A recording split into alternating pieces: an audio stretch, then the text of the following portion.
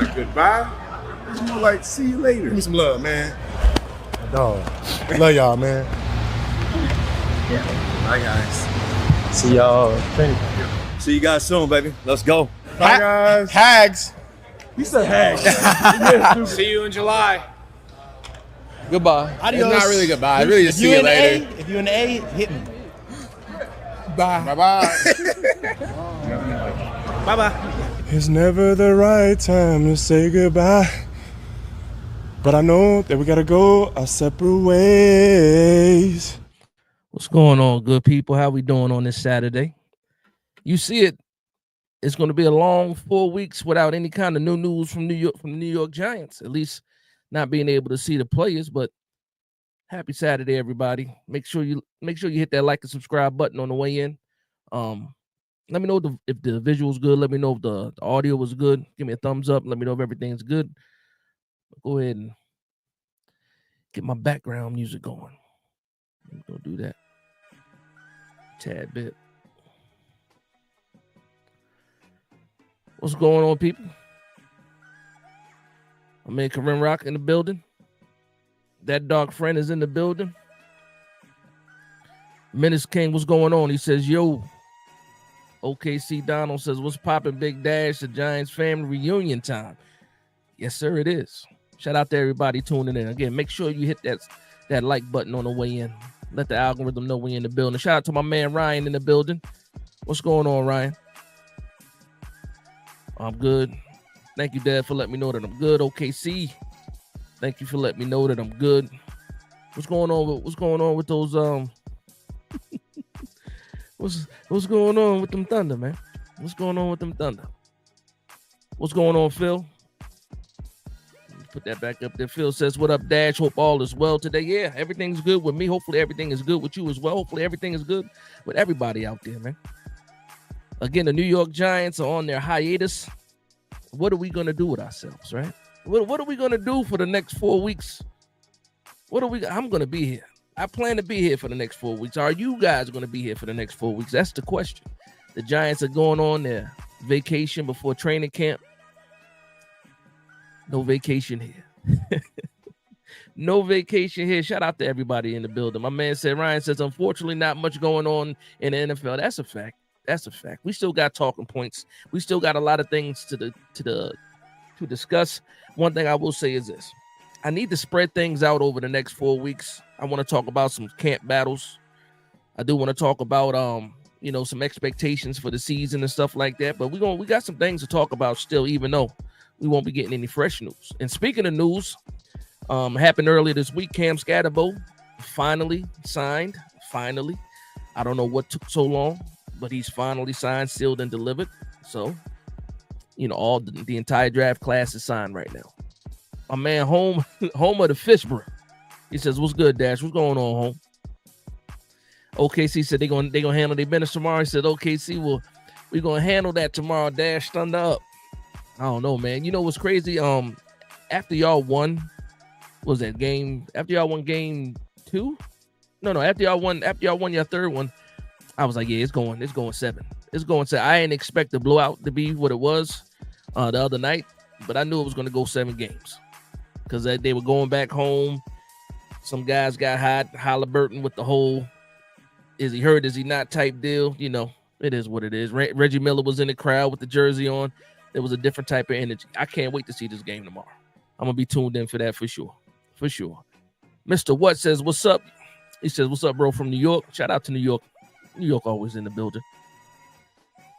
Menace King says, Dash, have you done a record prediction yet? If you haven't, what are you thinking? I got us 9-8.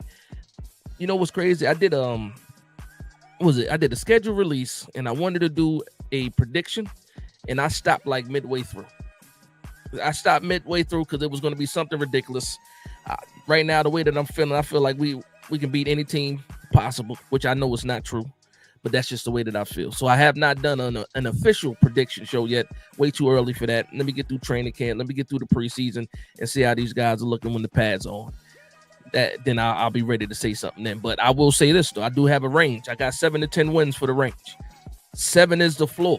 If we only win 7 games, I got a problem. My ceiling right now is 10 wins. Is it possible? Anything's possible. Is it probable? I don't know. But that's the way I'm pushing right now. Won't stop, Dream Team. What's going on? OKC says ain't nothing like OKC at home cooking. Nah, y'all do show up. Is it going to be a whiteout or the blue out? Because I see you guys do both of those things. John May, what's going on, John May? Every team thinks they can win 9 games right now. That's a fact. Everybody but maybe the Saints. Maybe the Saints, maybe the Browns. No, the Browns probably do actually with that defense, but the Saints, I don't know about that one. I don't know about that one. Shout out to the 33 people in the building. Make sure you hit that like button. Let the algorithm know we're in the building. Let the other Giants fans know that we are in the building. All right, let's see what we got here. He said it's going to be a blowout tomorrow. That's a fact, man. Thank you for sharing that news with me. All right, so, again, camp right around the corner, July 22nd. Feel like it's going to be feels like a long time away. But you know how these weeks fly by. It's already, June's halfway. Well, June's almost over. July's right here. So we're exactly, 30 days away from camp.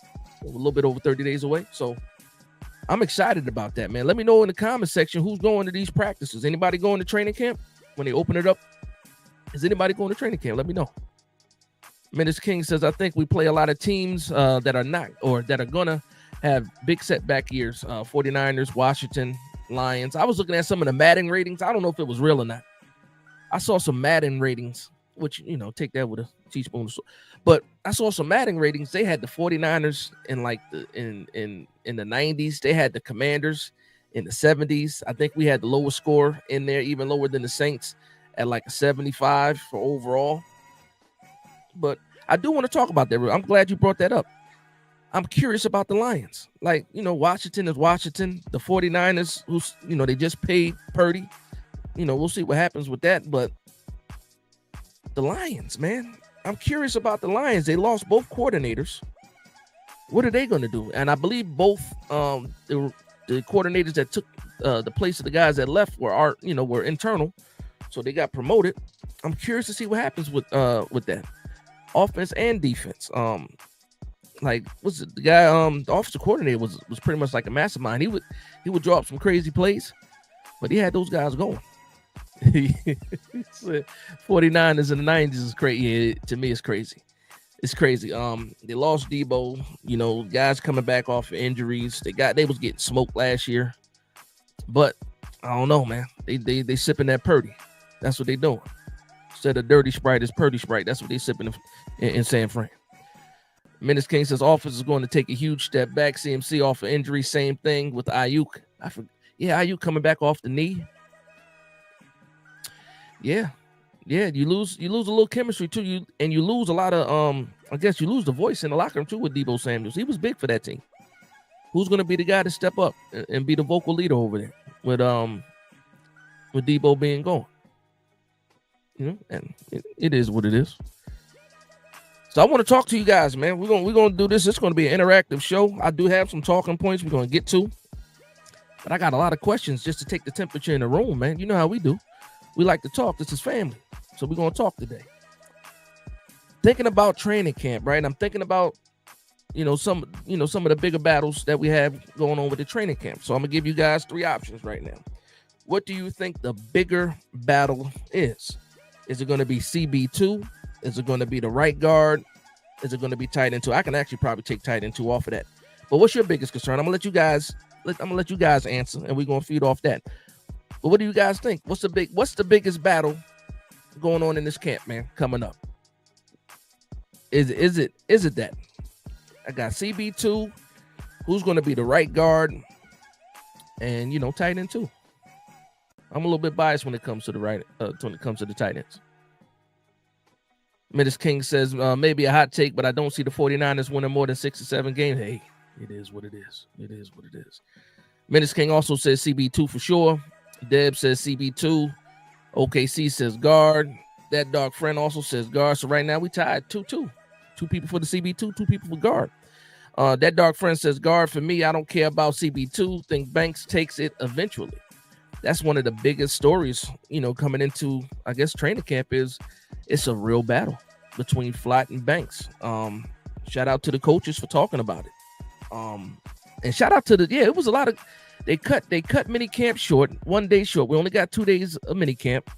And I know last week I was talking about how Brian Dable is known for having light practices. Now I understand this mini camp, nobody's really doing much. They ended the mini camp with only 7-on-7s, didn't do 11-on-11. So I'm hoping they ramp it up for training camp. I don't think they have a choice but to ramp it up. That's why I love the fact that we are going to be practicing with the Jets, because if you guys ever watched Hard Knocks when the Detroit Lions were on there, one thing about Dan Campbell is he had his team prepared physically. They had tough practices, physical practices, tackling to the ground practices. Now they did that within, the restraints of the Players Association, but they had physical practices. And I think that we need that because we need to be physical right out the gate. Let me see what you say. What's going on, Jersey? He says, want to see what the plan is for Jalen Hyatt this year. That's a fact. I'm gonna get into that too a little bit later. I tried to send Jalen Hyatt a message too, because we had the actually I did send him a message. Didn't get a response back. At least I ain't checked yet. But I was trying to see, we got the news that he went down, had to stretch a little bit, but had to, walk off the field, had to end practice early on first day of minicamp. But he did walk off the field. I thought that was, something to take note of, because again, it's a big year for him. And what he did in OTAs, he flashed during OTAs. A lot of people started building that confidence up again. Oh, maybe we can unlock this guy. And then you hear that he gets hurt right at the beginning of practice too on minicamp day 1. Walked off the field though. So I'm curious to see if he's all good. I don't think it's anything serious, but I didn't hear anything else about it. So I'm curious to see. But Jalen Hyatt to me is big this season. And pause. And what was it? The Fanatics Fest. They had Russell Wilson and Malik Neighbors up there talking, and he was singing praises, to the wide receiver room. Still mentioning Jalen Hyatt like he always does. But he also talked about Neighbors being, one of the driving points of why he decided to come to the New York Giants, because, he feels like that's the best wide receiver in the league. He said that Malik Neighbors, that's what you want your quarterback to say. The good thing about that is it's not far off. If he has, if he can throw together a couple more dominant seasons, he can be right there in the running. So I think he's already a top 10 wide receiver. Can he be a top 5 wide receiver by the end of this season? I think that happens. My man John May says CB2 as well. Menace King says, I think they're going to give Neal the first shot at guard. That's a good question. We're going to talk about that too. That dark friend says, I don't like Flacco. He says if he does win CB2, he works hard and I have faith in him. Yeah. Well, shout out to my man Born for Sports in the building. What's going on? Oh, happy birthday. I saw that. Happy birthday. So salute to you. Let me know if you want to get on the show. I'll send you the link, man. Happy birthday to you. We gonna everybody say happy birthday to my man Born for Sports. Jorge. Shout out to Jorge. Happy birthday. That dark friend says, this is that Menace King. He says, if Neal looks good at guard, I will be so mad and happy at the same time. I know why you said that, because I feel the same way. Like, why? I'm happy that he did good at guard, but why did we wait so long to move him at guard? Let me know if that's the same thing you're thinking, that dark friend. We're on the same wavelength if that's what you're thinking. What took you so long? Like, if Neal is a fantastic guard, I swear I'm going to be mad and happy at the same time. That's a perfect way to put it. But that's exactly how I feel, too.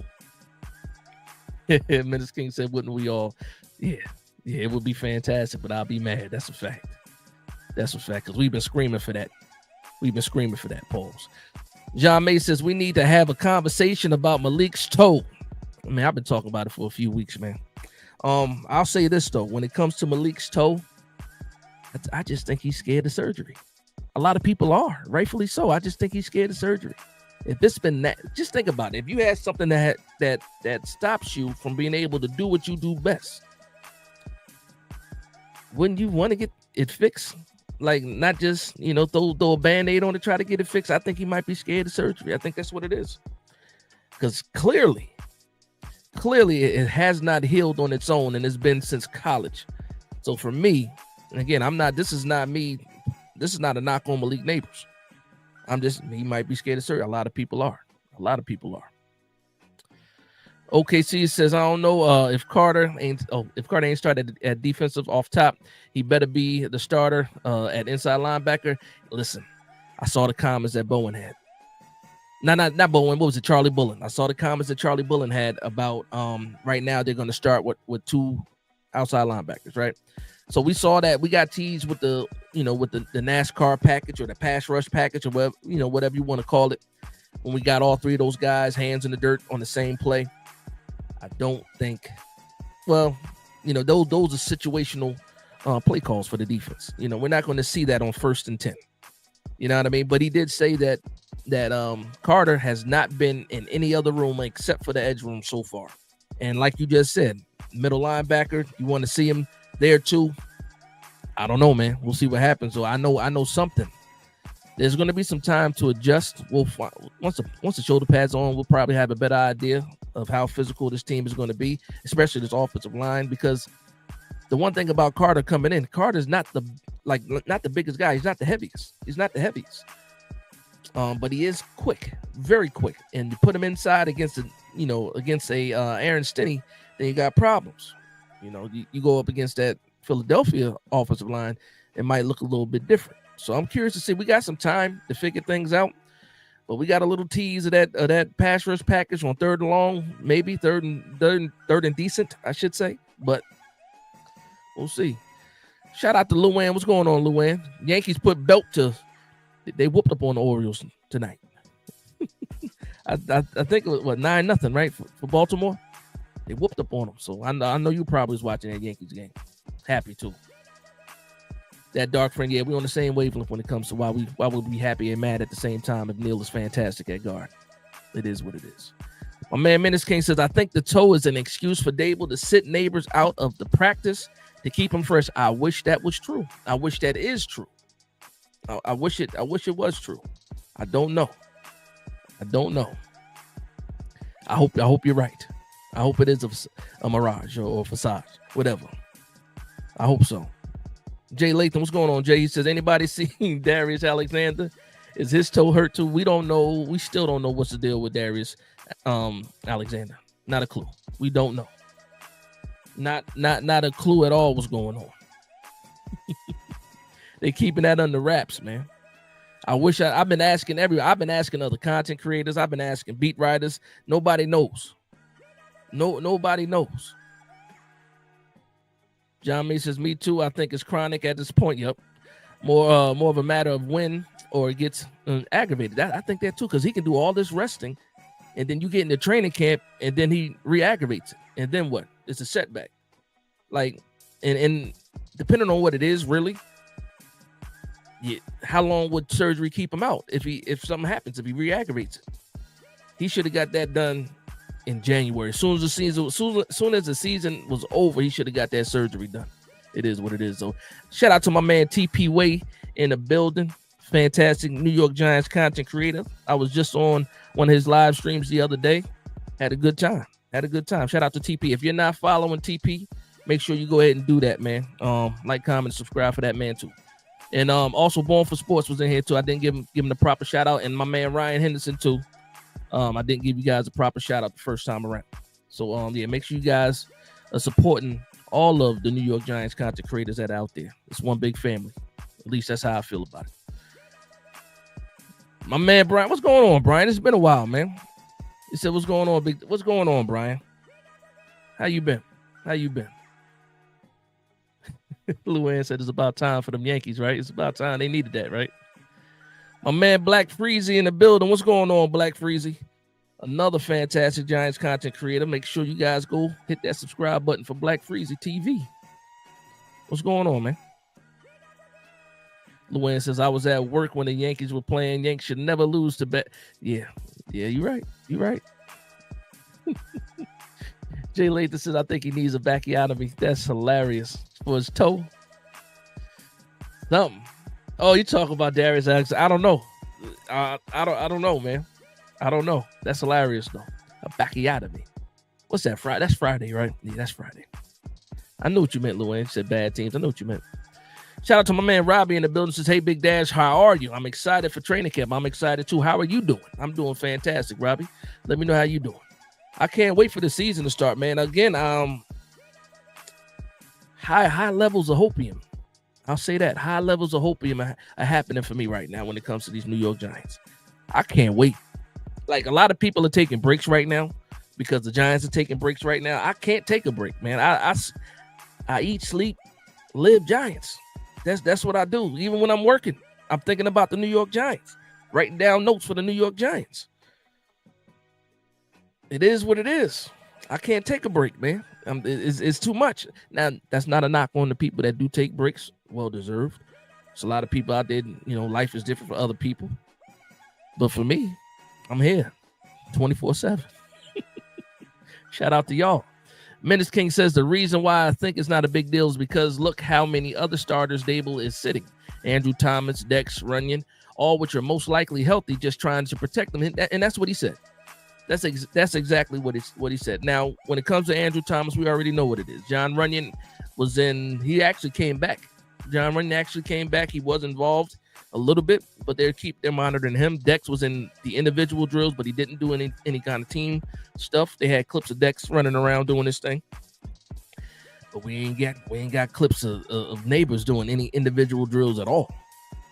No helmet, just like Darius Alexander. No helmet.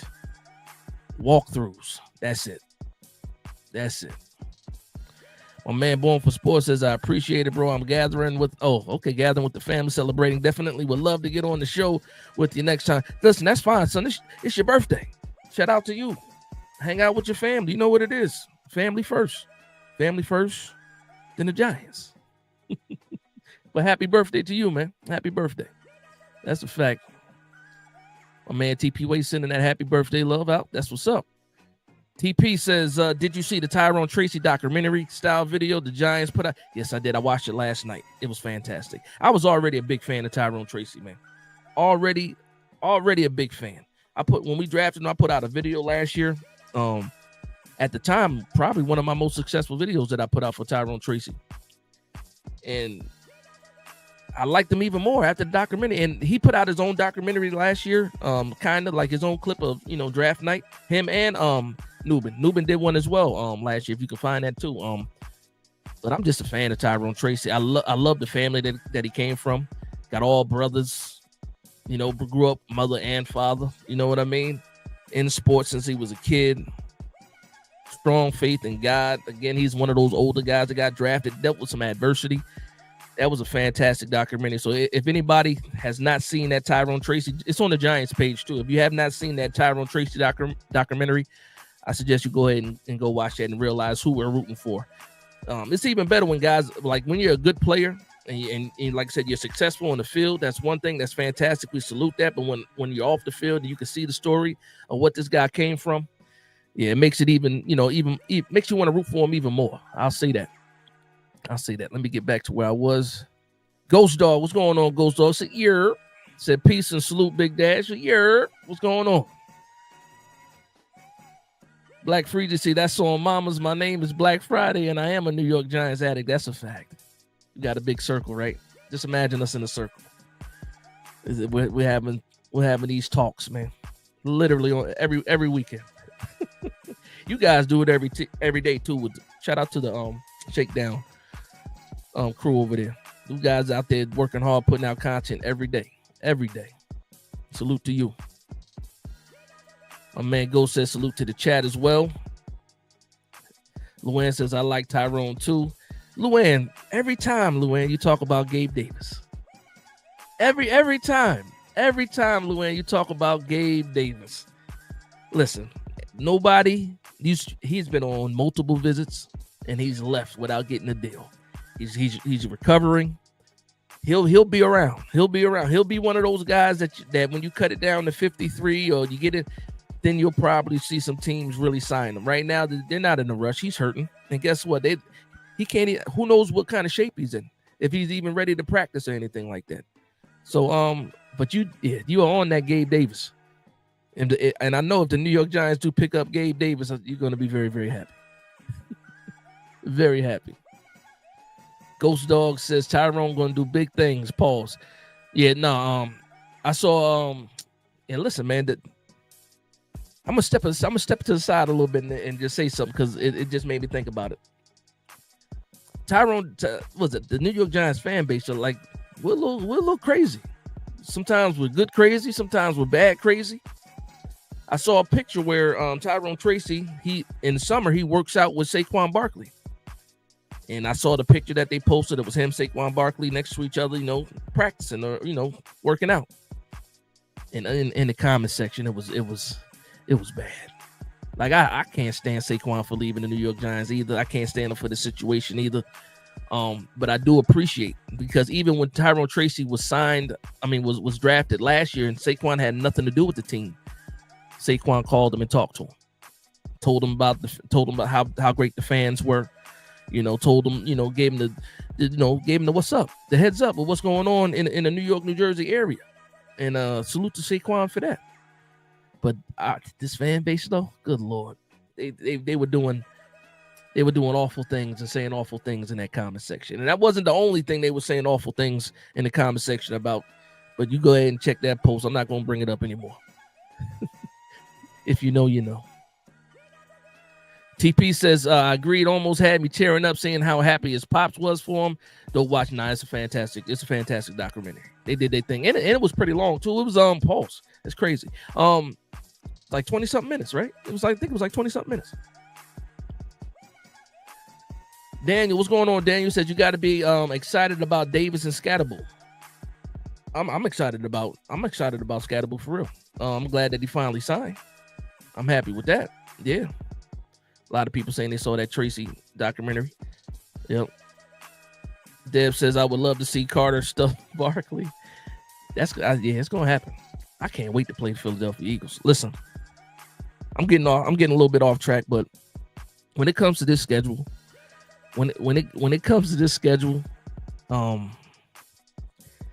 like I wanted a rival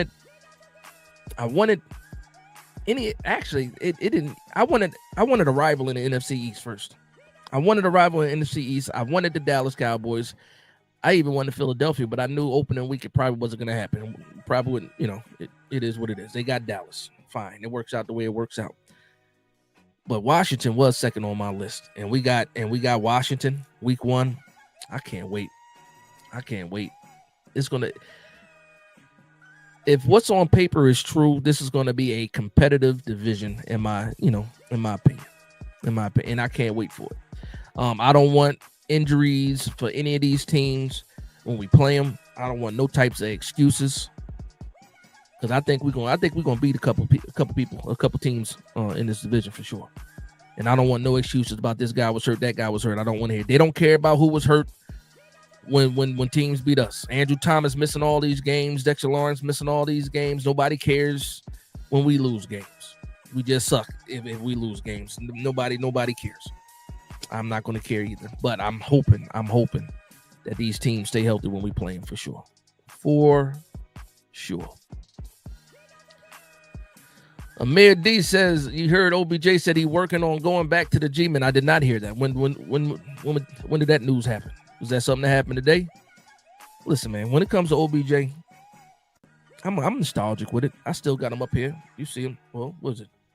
That's a bobblehead, or that's a, what's it called? A Funko Pop of OBJ. I got that when he was still on the team. I didn't get rid of it. But I think that ship is sailed. That sailed, man. Ship sailed. I don't know, man. I would love to get him, like, once he really is retired. The 1 day deal, and then he can retire as a New York Giant. I'm with that for sure. I'm with that. Born for Sports says, I think Warwick Dunn and Mike Allstott talking about the Tracy Scatterbull mix. I see where you're going with that. Mike Allstott was a big guy. Pause. But I see the way he runs. Yeah. If he can run like Mike Allstott, like actually run like Mike Allstott at the NFL level, boy, it's gonna be fun. It's gonna be fun, and I know you're a season ticket holder, so I know you're gonna be excited out there. Luann says Saquon who? That's funny. Scatterbull. Okay, that was today at the Fanatic Fest. Okay, yeah, nah, I wasn't tapped into the Fanatics Fest today. I know I saw it yesterday with the whole Malik Neighbors and Russell Wilson doing their thing. I saw Tom Brady and Eli Manning interacting with each other. And let me tell you this too, man. I love the way that Tom Brady is bothered by those 2 Super Bowl losses to Eli Manning. And I love it even more that Eli Manning rubs it in his face. Pause. I love it. Like, it really bothers Tom Brady. It really bothers.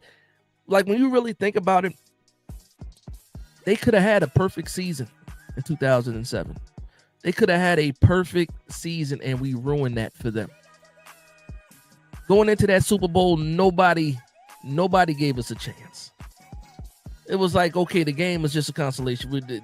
You can go ahead and, skip to the end and give the Super Bowl to the Patriots. But no, it didn't happen like that. And it feels so good that Tom Brady is still so mad about that situation. And I love it. And Eli got 2 rings. I love it because it really bothers him. I don't know why I get so much joy in that, but it really bothers Tom Brady. And look at me, I'm smiling because I love how much he hates it, and I love it. Luann says Scat and Double T will cause headaches for defense. Double T, that's what you're calling them? Double T? That's a new one. I ain't never heard the Double T before. Unless I'm just out of the loop. Double T. I don't mind that. That's hilarious to me. That's funny. And let's see if we get caught up and get to these next talking points. All right, yeah. So, listen, it's been what? It's been about 15 minutes since I got off track, and let's go back to what we talking about, these camp battles. So it looks like to me, CB2 cornerback 2 won the poll as far as what's the biggest camp battle going into the 2025 training camp. And for me, I don't agree. I think right guard is the bigger question mark or the bigger battle, because right now you got Van Roten versus Cubis versus Evan Neal. And I feel okay with Van Roten. Cubis needs some developing still, in my opinion. And Evan Neal is just a question mark. We think he's going to be good at guard. We only seen him on the left side. But he's part of that battle on at the right guard spot. I mean, at the end of the day, by default, you can just say, okay, it's Greg Van Roten. If everything, if Neal can't do it, if Cubis can't do it, it's going to be Greg Van Roten. And I'm okay with that because, again, him and Illuminor got chemistry already. But I'm just curious to see how that goes. I think it's more because I really want to see what Evan Neal, looks like at guard with full pads. I want to see him against the Jets when we practice against the Jets. And the Jets game is the second game, if I'm not mistaken, because I think the Bills is week 1 in preseason, and I think the Jets are week 2. But I need to see Evan Neal, and I need to see him a lot in preseason as well. I need to see all these players in preseason as well. So I do slightly agree with the majority in the chat saying, CB2 as the most interesting camp battle. But I'm gonna go with right guard, man. Let me know what you guys think about that. Let me know what you guys think. That Dark Friend says, I know a guy who lost $2 million in winnings betting on the Pats' perfect season. That's crazy. They offered him $1 million and a free hotel stay before Super Bowl, and he declined. Oops. Yeah. Wow. Yeah. That that's the kind of conversation where,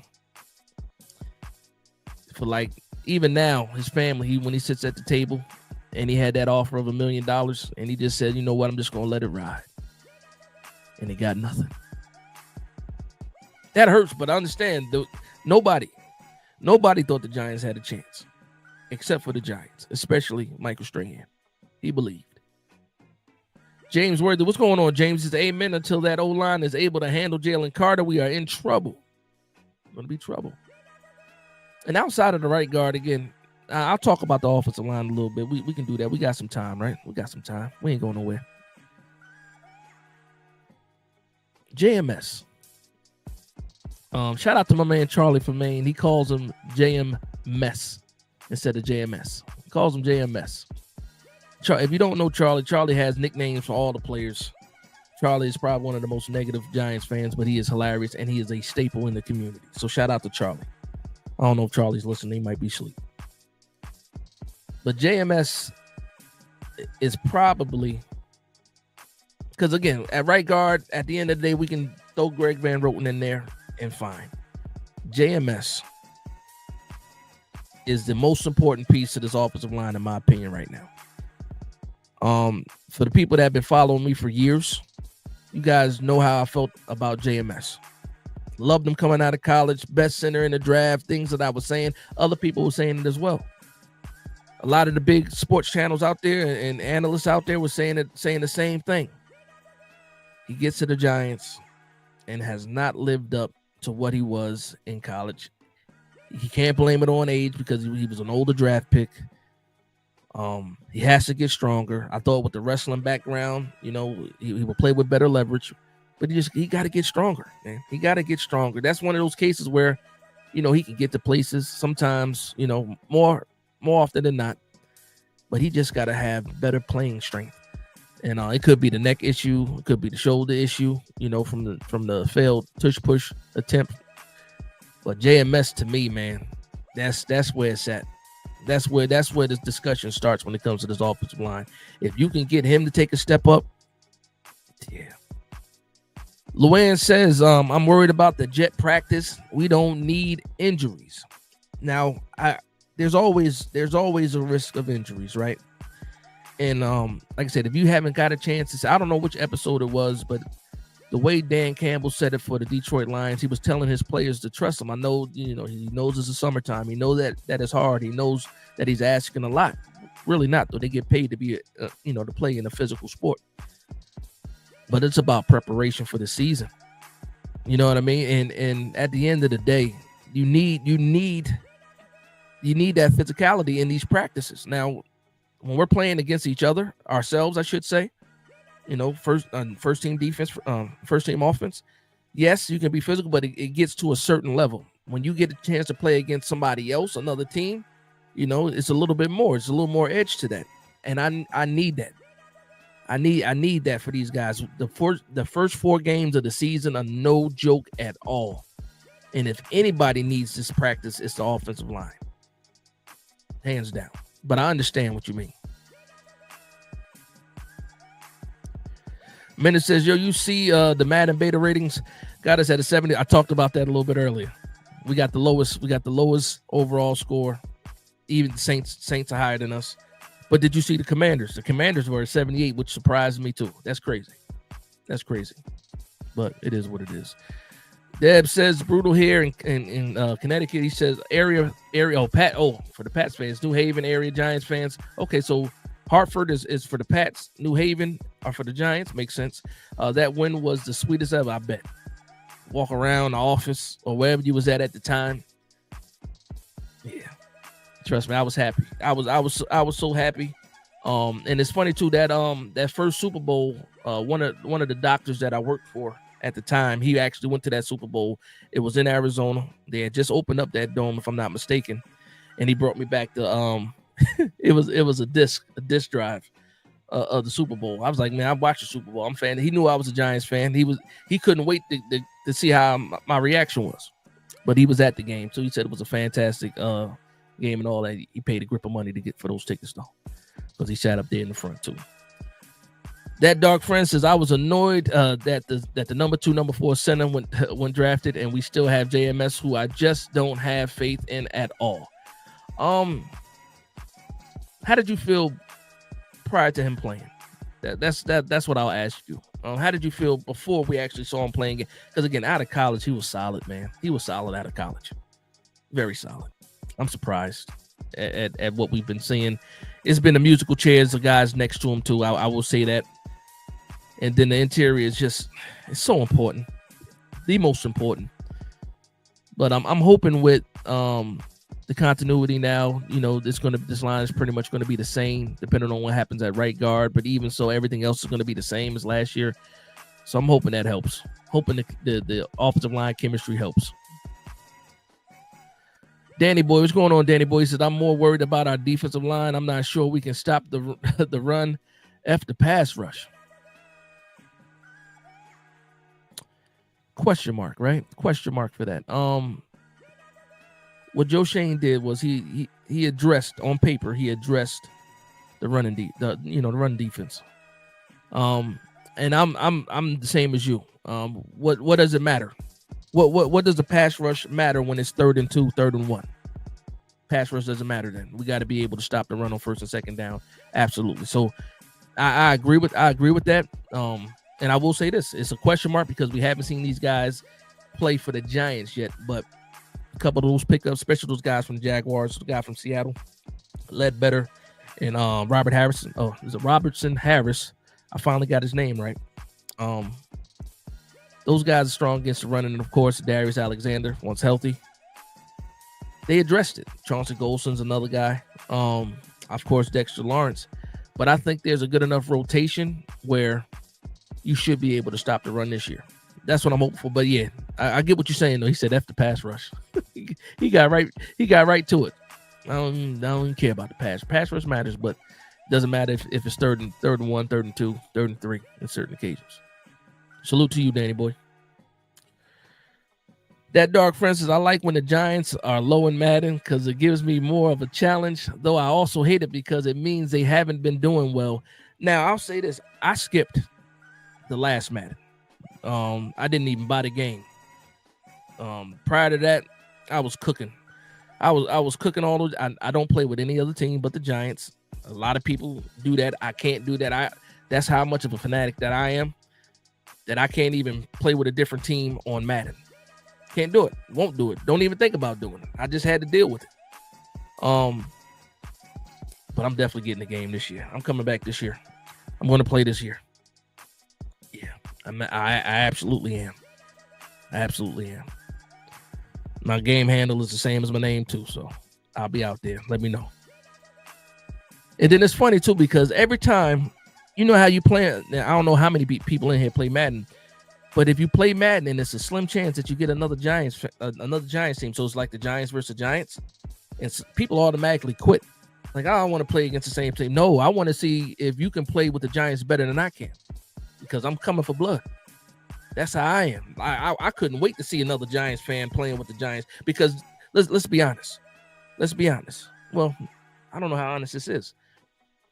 A lot of people aren't playing with the Giants unless they're Giants fans. Like, you just don't play Madden to play with the Giants because what? The ratings. But for me, I can't play with any other team. And trust me, I'm not the one that quits if I see somebody else playing with the Giants. I want to see if I'm better than you with the same team. And it's funny, too, because I don't use our playbook. Never did. I always pick my own playbook, created my own playbook because I thought our playbook was trash. So I like the spread offense. So that's what I do with the Giants. And I use people the way I like to use people on the game. Danny's laughing at me. Nah, that's a fact, man. That Dark Friend says, I skipped Madden 13 to 23 and skipped 25, but I got 24 and updated it. Okay, yeah, updated it all. I'm getting 26 because of Dart and Carter. Nah, I'm definitely getting the game this year. Last year, I didn't even care. Like, last year, I didn't care at all. Like I used to, listen, I kid you not, man. I could pull up the Instagram post. I was averaging over 200 yards a game with Saquon Barkley. I don't care who I was playing. 200 on the ground too. Not a combination. Not on the ground. Like, I got from 2018 moving up, or what was it? Yeah, 2000. As soon as we got, I was. Yeah, it is what it is. It is what it is. Yeah, he says Dash definitely started Tyrone over DJ. I didn't. I actually knew how to use DJ. I was a better player with DJ than DJ was a player. I used the speed. Yeah, listen. Yeah, it's different because when I played Madden, when I was playing Madden, you see a lot of people like to run around and then make the pass. No, everything was on time for me. Like, I was throwing with anticipation. Everything that Daniel Jones wasn't doing, I was doing that in Madden. I was doing everything. He was the Daniel Jones that I wanted in real life. That's what I had. Man, Robbie says, "Hey Dash, I got to run, but I'm back." Oh, you dipped off? I'm glad you're back. I'm glad you're back. Thanks for letting me know. Hirsch says Nicolas Cage is playing John Madden in the movie. I saw it. I saw the makeup too. Yeah. He looked like John Madden too. I saw the bell-bottom pants, the black t-shirt, or the black shirt was a polo. For the people that know, they know. They know. Robbie says Nick Cage is a national treasure, pun intended. I actually like those movies too. I like those movies. There was a movie that he made. Man, it was like the whole end of the world scenario. I like that movie a lot by him. Can't remember the name of the movie right now. It was like aliens and all that stuff in it, but it was dope.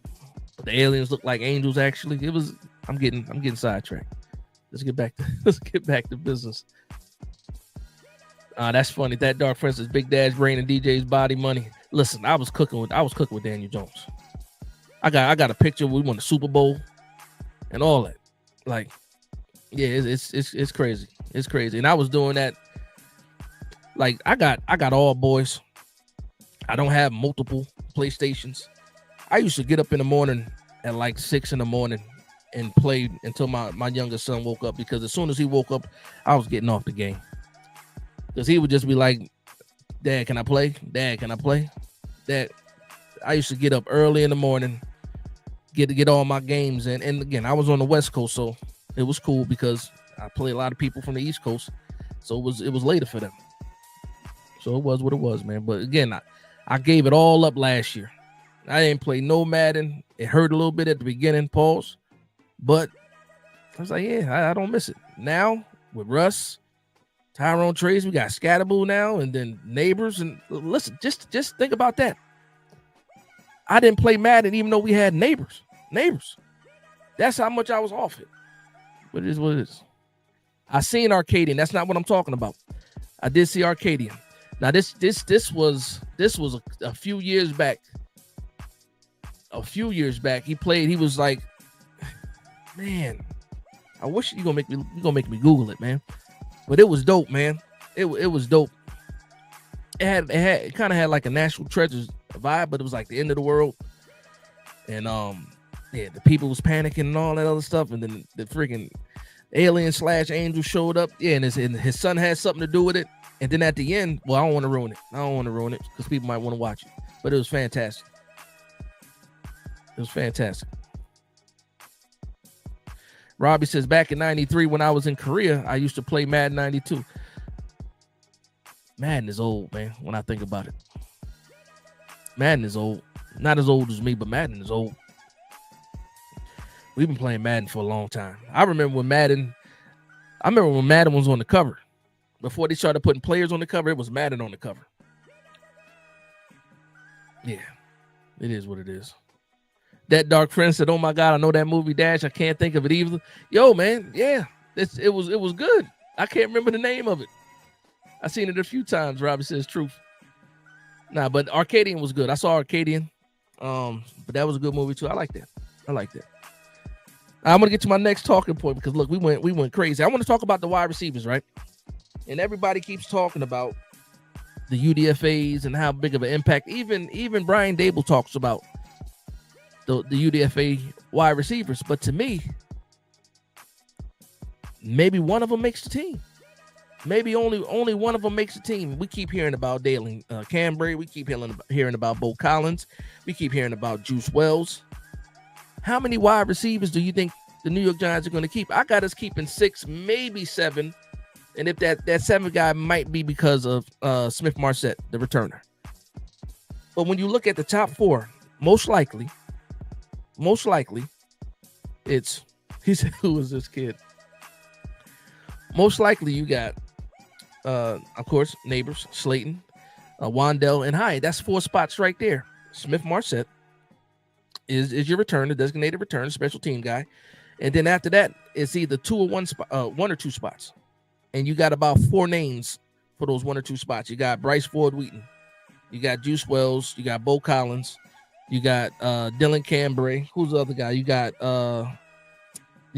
Zach Pascal. You got all these guys. Little Jordan Humphreys. Another one. You got all these guys fighting for 2 spots.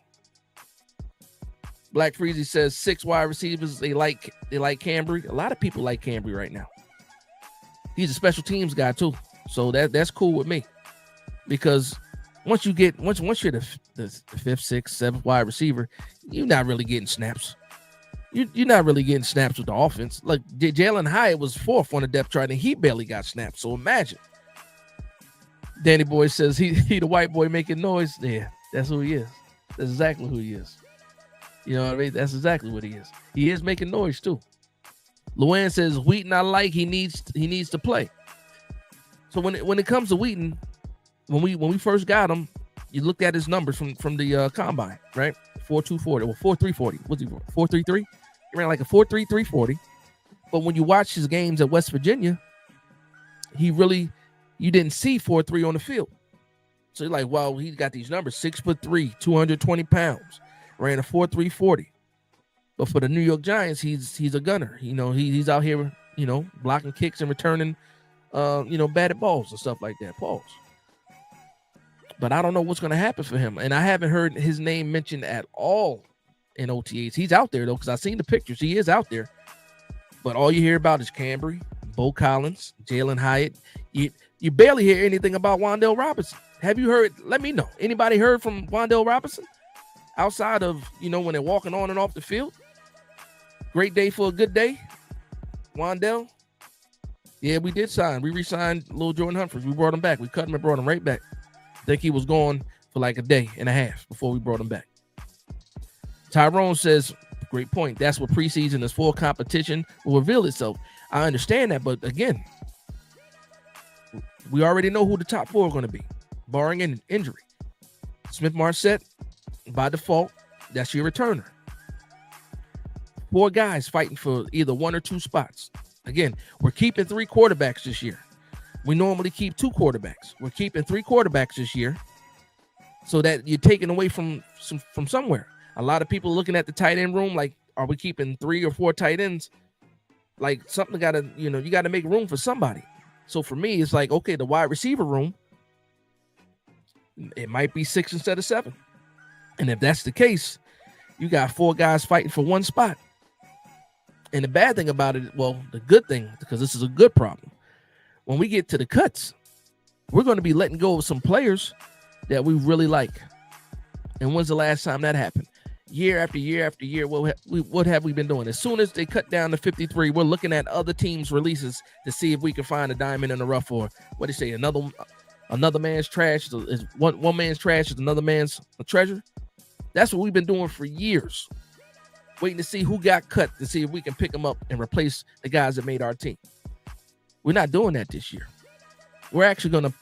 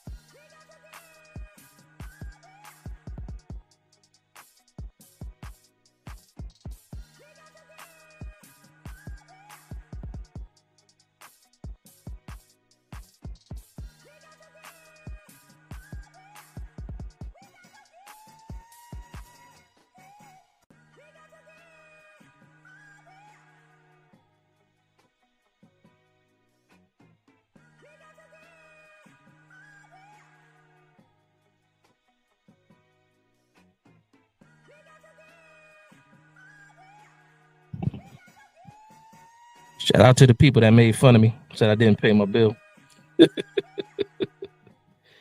Let me know if you guys can hear me at least, man. Shout out to the people that stayed in here too, man. I'm in Arizona. It's 110 degrees out here. I don't know, but it is what it is. They will be hearing from me. Y'all can hear me good. Shout out to y'all for tuning in still, staying tuned in. Thank you very much. Forgot what I was talking about, but as soon as I can get my picture back, I will do that. But again, thank you.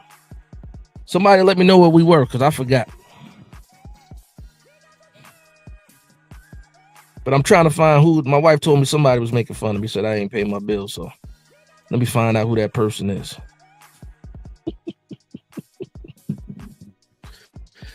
Oh, man. Let me get this back up. Bear with me just a moment.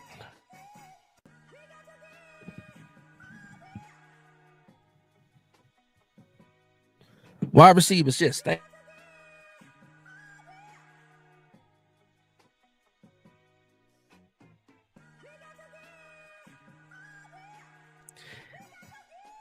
As much as I like Bryce Ford Wheaton in his story, I think Bo Collins right now has him beat.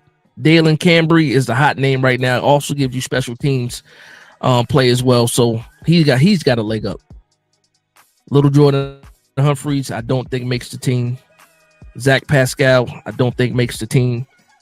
Juice Wells, even though he has that chemistry with Jackson Dart, does not make the team. It's all about who you can sneak onto the practice squad at this point. And how do you really feel about that? Like, how do you really feel about that?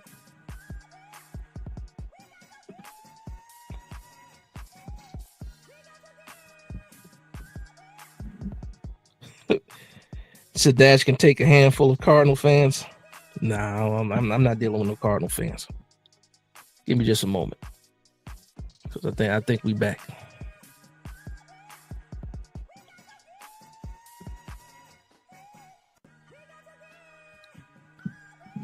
All right, hold on.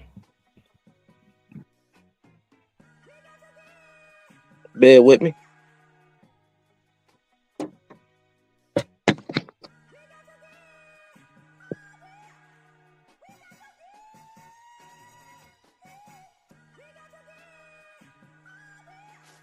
Okay.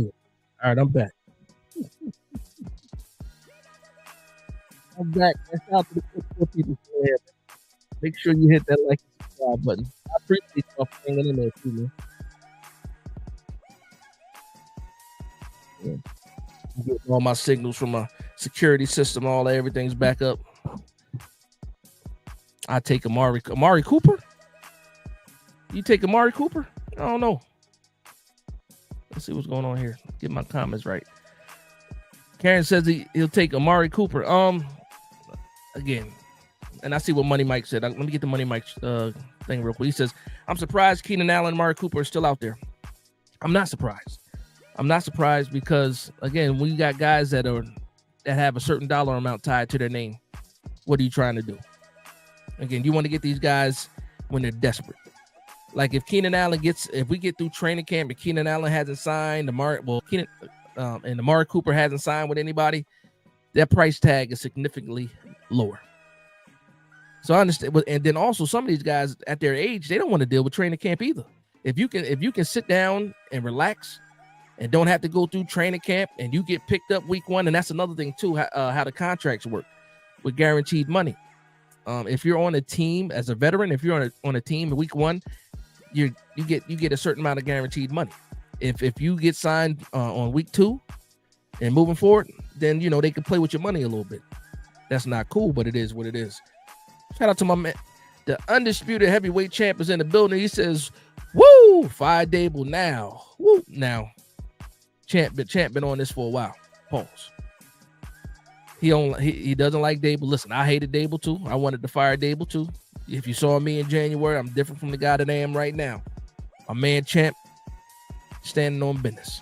Champ standing on business every time he come in here. He shout out, "Woo, fire Dable," and then he be about his business. But you should be happy, champ, because I do think he still is on the hot seat. He is on the hot seat. It's a make it or break it year for him as well. There's a lot of things riding on the fact that if he's going to be the coach of the future. But we'll see what happens. But again, you stuck with him. You stuck with him for 2025, champ. It is what it is. We got it. The milk is spilled already. You got to deal with it. You got to move on, brother. Danny Boy says, hold on, what Danny Boy? Danny Boy says, plus Keenan gets hurt too much for me. Amari looks like he's slowing down. Yeah, he didn't look that good in Buffalo. And it's funny too because I did a couple prop bets with him. I ain't win no money with him. With Josh Allen. So I mean, it might be a wrap. It might be a wrap for Amari, but he is still one of the best route runners out there. He still got something in the tank. I'll say that he got something in the tank, but I wouldn't bet on him being that guy like that.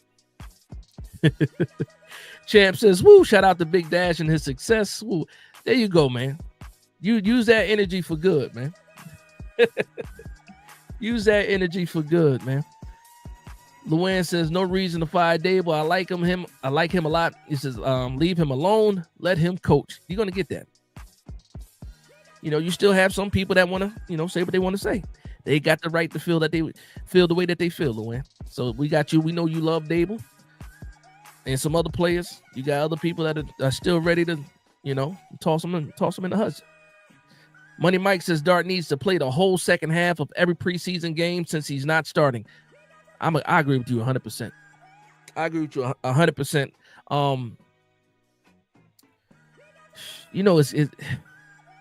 I'm saying it out loud, right? I'm saying it out loud, and I'm thinking about, okay, Russell Wilson gets the first quarter. Okay, Jameis Winston get the second quarter. But then I'm also thinking, like, I want Dart a little bit earlier than that. Because once you get into the third and fourth quarter of a preseason game, you're not playing against NFL players for the most part. Except for that one game that's like a full-on scrimmage where the starters play into like the second half. That's one thing. But like that first preseason game and then definitely that last preseason game, when you get into them fourth quarters, those are guys that's probably not even making the team at some point, and they're just trying out for other teams, so other teams can look at them and possibly add them to the practice squad or something like that. For me,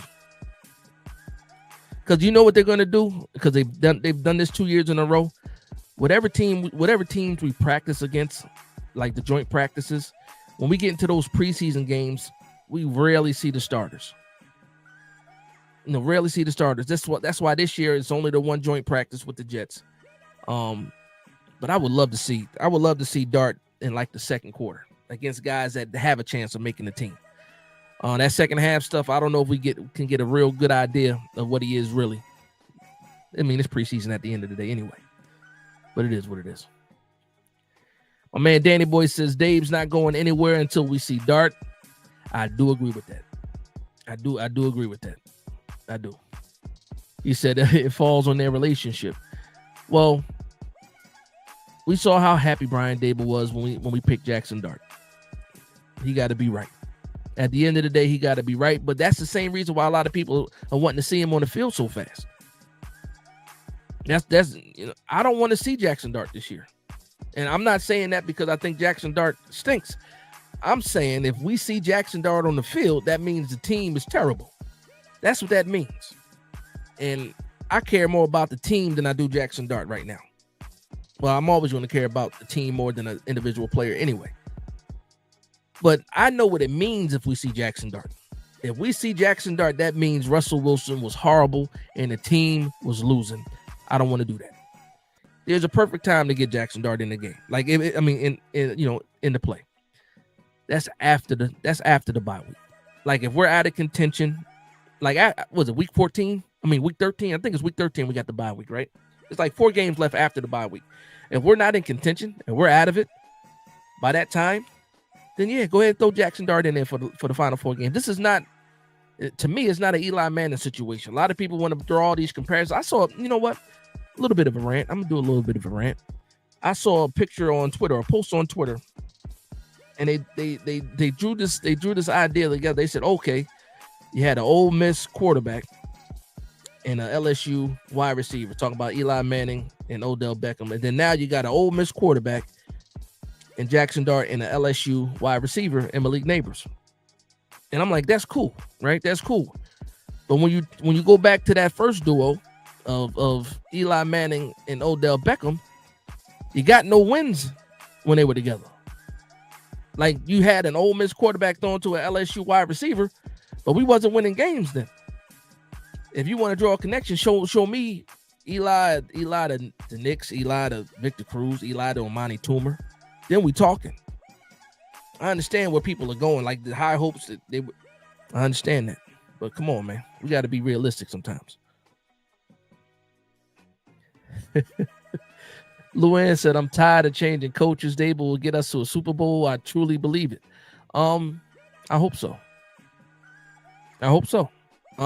That first year when we got Dable, he won Coach of the Year. You couldn't tell me anything.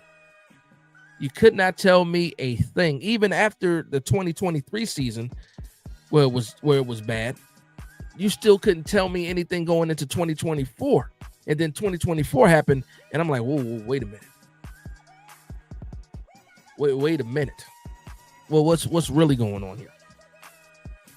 What's really going on here? And then now we have this year now. This is what, year 4? Which Dable are we getting? Now we have an entirely new quarterback room.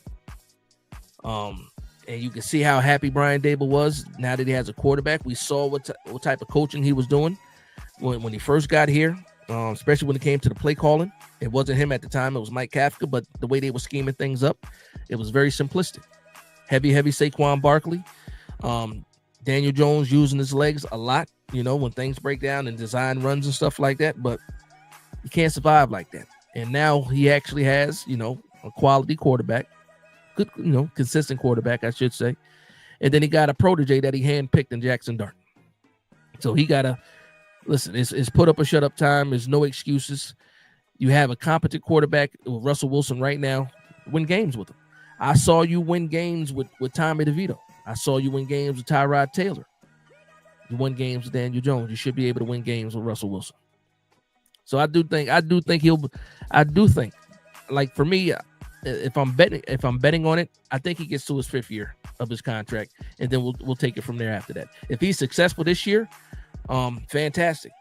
If we make any kind of run into the playoffs, you might see him get extended from the hot seat to getting extended. But if we're playing well, we're competitive, but we only win like 8 games, something like that, then you got to think about it. You really do got to think about it. But to my man Side Guy Bride's point, I'm sorry, yeah, what was it? No, it's all about. No, Danny Boy said it. You're not going to see anything until you see Dart. They won't make a decision on Dabes until that happens. So when Dart had that phone call with Brian Dable at the draft and he said we're depending on you, he really meant that. He really did mean that. Danny Boy says Dabes reminds me of Coughlin, and when Coughlin started winning, is when he loosened up. I need to see more happy Dabes. You know what's crazy about that though? Again, he's been known, has a reputation as a player's coach. Past players, they talk highly of him. They think he has a fantastic football mind. He said one of the best play callers, best play designers. Like when you look at his former players, even Gronkowski was talking about that when he was a tight ends coach in New England, talking about Brian Dable. So he doesn't have that. Like Coughlin was cold. A lot of people say he was cold. He was more militant, stuff like that. Brian Dable didn't have that same type of reputation when we hired him. I think he actually needs to be a little bit tougher when it comes to how he structures practice and stuff like that. But I'm not in the building, so I don't know for sure exactly how things are ran. I just go off of what, the beat writers report and stuff like that, former players. But I haven't heard anything bad about Dave. Even last year when we were losing, or the year prior to that when we were losing, the reports were he never lost the locker room. And if you can do that, if you can lose the way we lost in 23 and 24 and still not lose the locker room, be able to operate in that mess, the whole Wink Martindale thing, the Darren Waller thing, if you're able to, and you did not lose the locker room with all that, then yeah, the people really mess with you. Players really mess with you. For lack of a better word.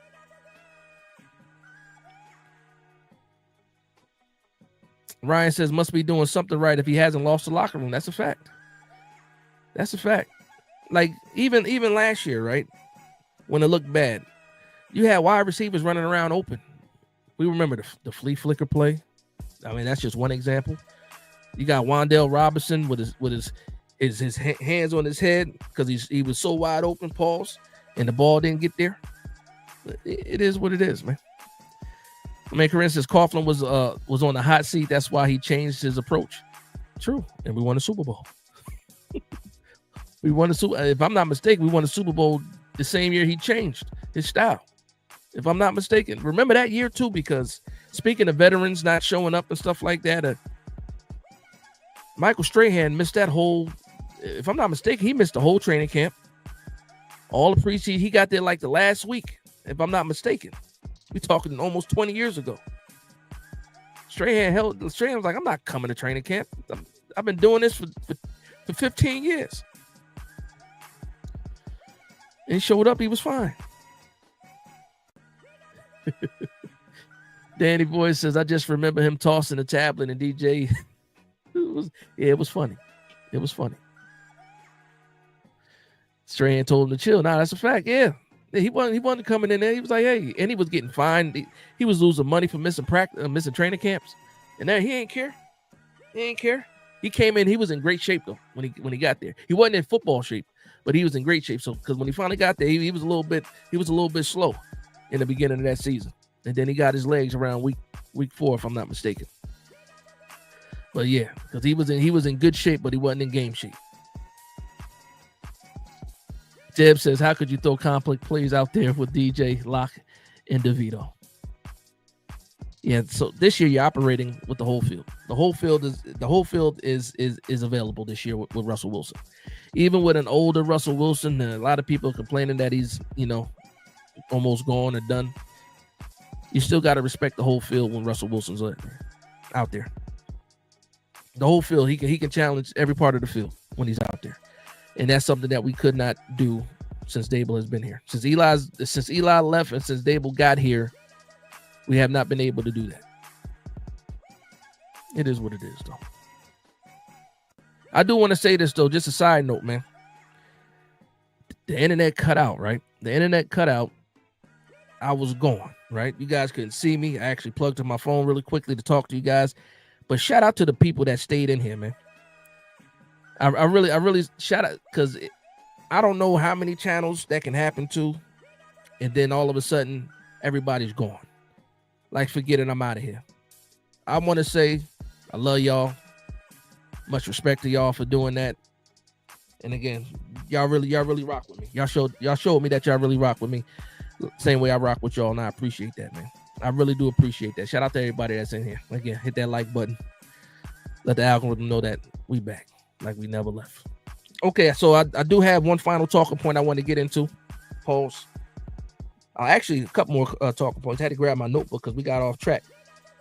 Realistic expectations for the Giants, right? Realistic expectations, not what we think is going to happen. Well, actually, it is what we think is going to happen. What are your realistic expectations for the Giants as far as how we look?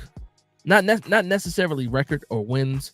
I'm just talking about how we look, an identity, what you expect to see, week in, week out, game in, game out for the New York Giants. I want to see how you guys, like, what is it that you guys are expecting? Shout out to my man, David. Says, great show. Shout out to you. Thank you very much. Luann said, I was worried about you. Nah, they ain't dropped nothing over here. I'm good. Politics is tripping, but, we safe over here right now. Lord willing, we stay safe. That means for everybody, too, around the world. Hope everybody can stay safe in this crazy times that we living in. Danny Boy says 4 wins. We see Dart the final 4 games, as you said prior. Listen, if we only win in 4 games, we're going to see Dart way before those last 4 games. If we start 0-4, this fan base is going to go nuts. Even though right now everybody's saying this is the toughest schedule. If the schedule proves true and we go 0-4, you're already going to be looking at, depending on what the games look like too. People are already going to be like, just throw the rookie in there. Let him learn on the fly.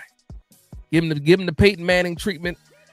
What Peyton Manning threw 27 interceptions his rookie year? 20 something crazy. Just let him go out there and wing it. That's what happened. 4 wins. Also, 4 wins is Dave's ain't surviving 4 wins. We'll see Jackson Dart, but 4 wins, Dable ain't surviving that. I'm sorry.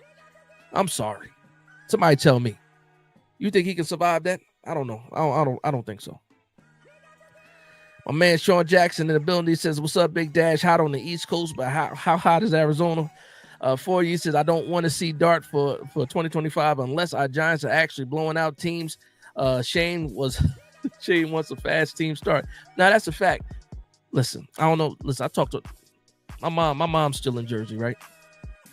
And she was complaining about not getting any sun because dealing with the rain and stuff like that. Now I'm not light. My mother is like very light skinned, and if she can't get her tan, she is upset about it.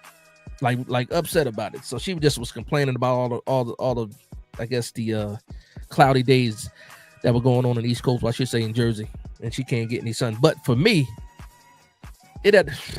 Thursday? It got up to 117, 118. I think it was 109 degrees today. So yeah, I don't know how hot it is over there, but it was hot here. But I don't deal with the humidity. I remember growing up in Jersey with the humidity. Like, one thing about where I'm at, you got the dry heat. You feel like you're burning up. On the East Coast, it felt like you're melting.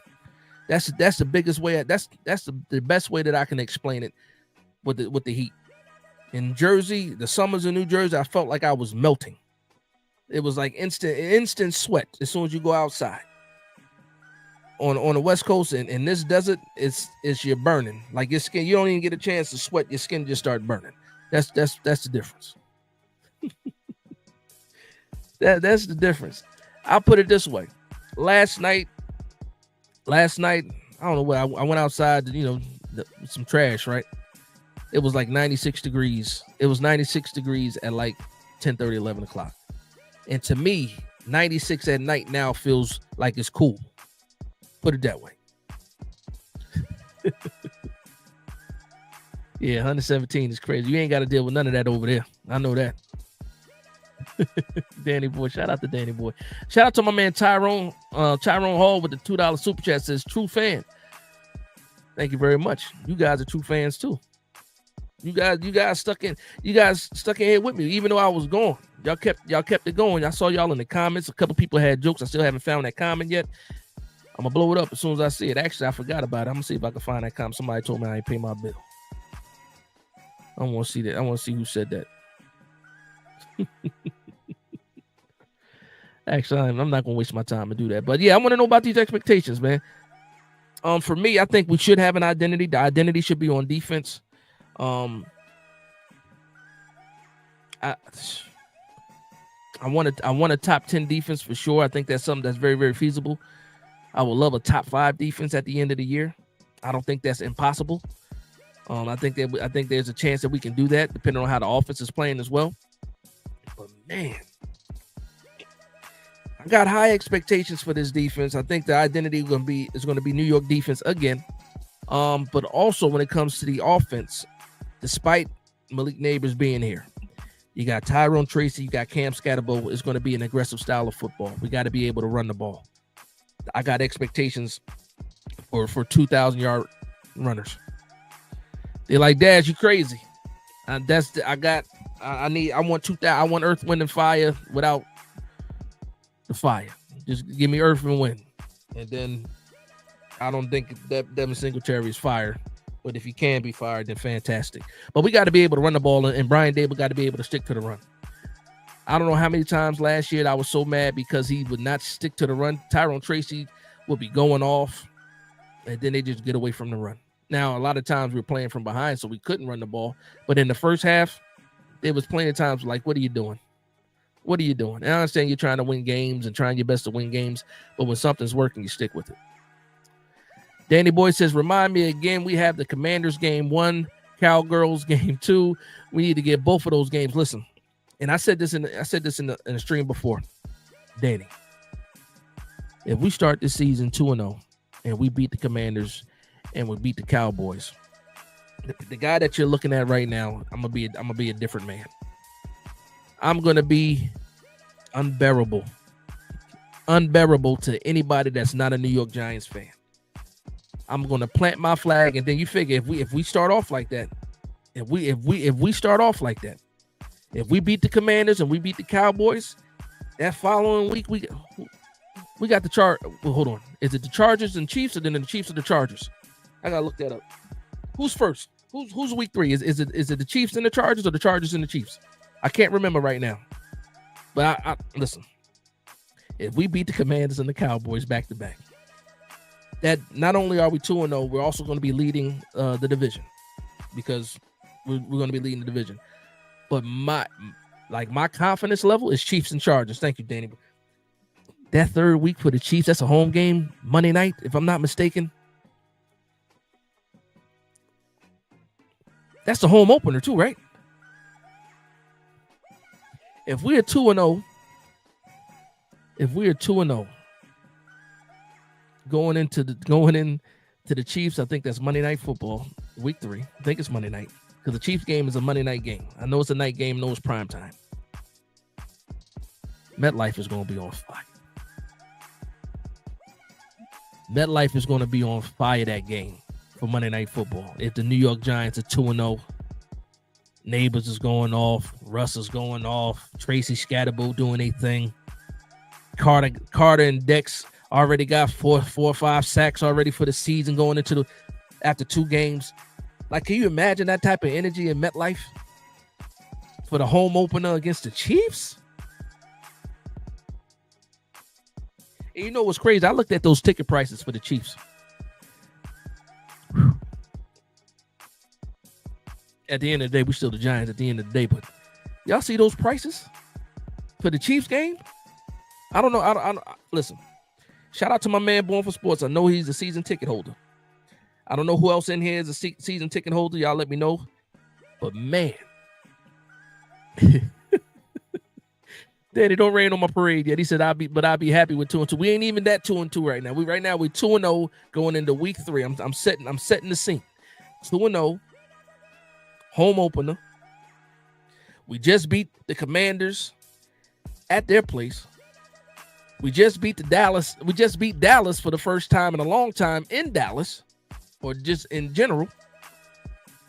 And then we have the home opener against the Chiefs. Yo, I know people right now, for the people that are listening, I know right now you're probably looking like, let me look up these ticket prices.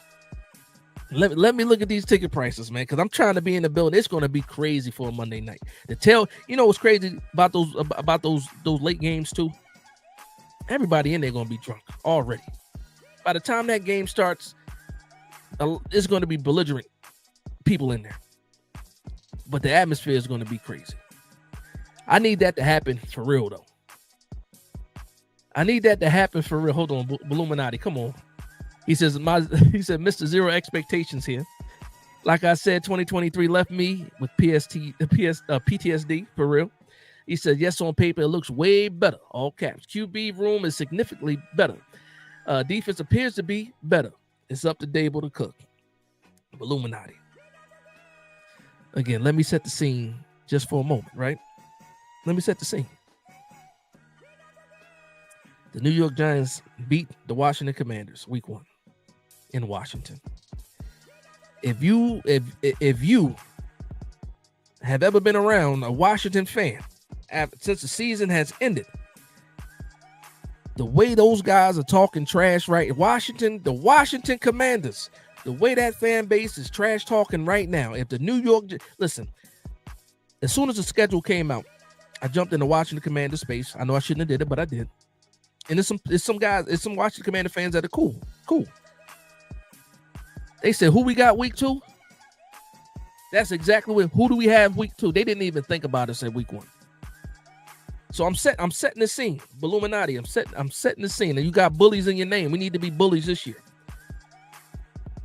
I'm trying to set the scene here. We beat the Washington Commanders in Washington, week 1.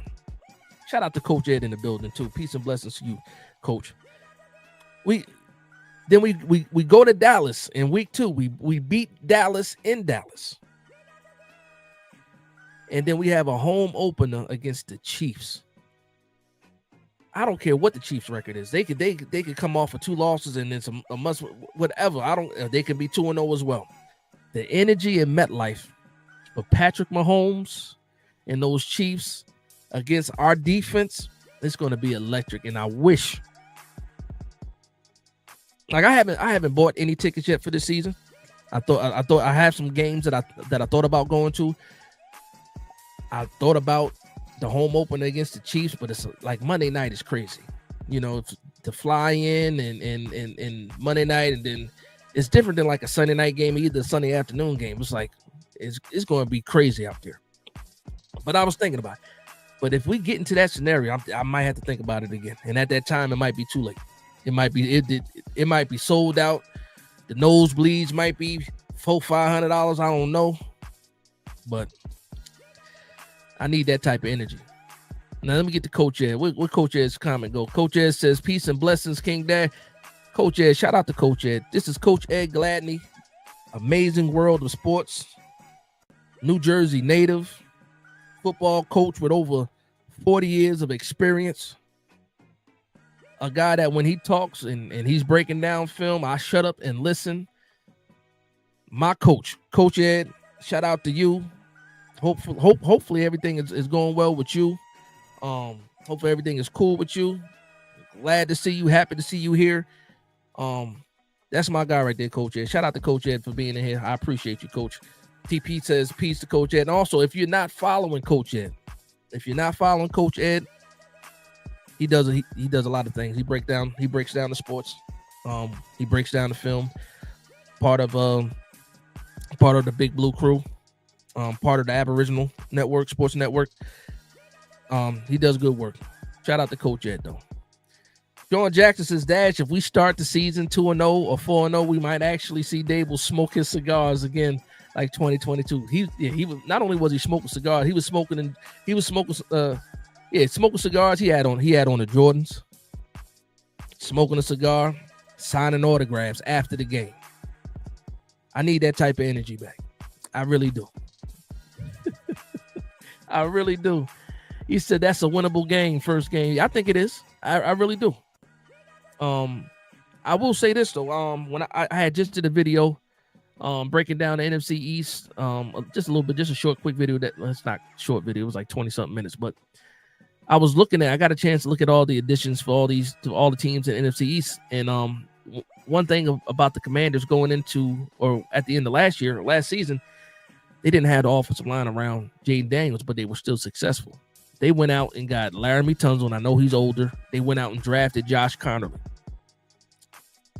That GM identified an issue with his team and addressed it. And I think they did a fantastic job addressing that offensive line, at least at the bookend tackle spot for Jaden Daniels.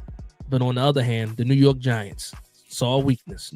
Joe Shane saw a weakness against the run and a weakness against the pass rush and went out and addressed it as well. It's going to be a fantastic. I love this matchup, and I do think it's winnable. And the wild card for us is this year we got the guys that we drafted: Alexander, Abdul Carter, guys that we picked up in free agency on the defensive line. Also add Chauncey Golston to that. But it's about the quarterback play. It's about the quarterback play, and I like our chances week 1. I really do.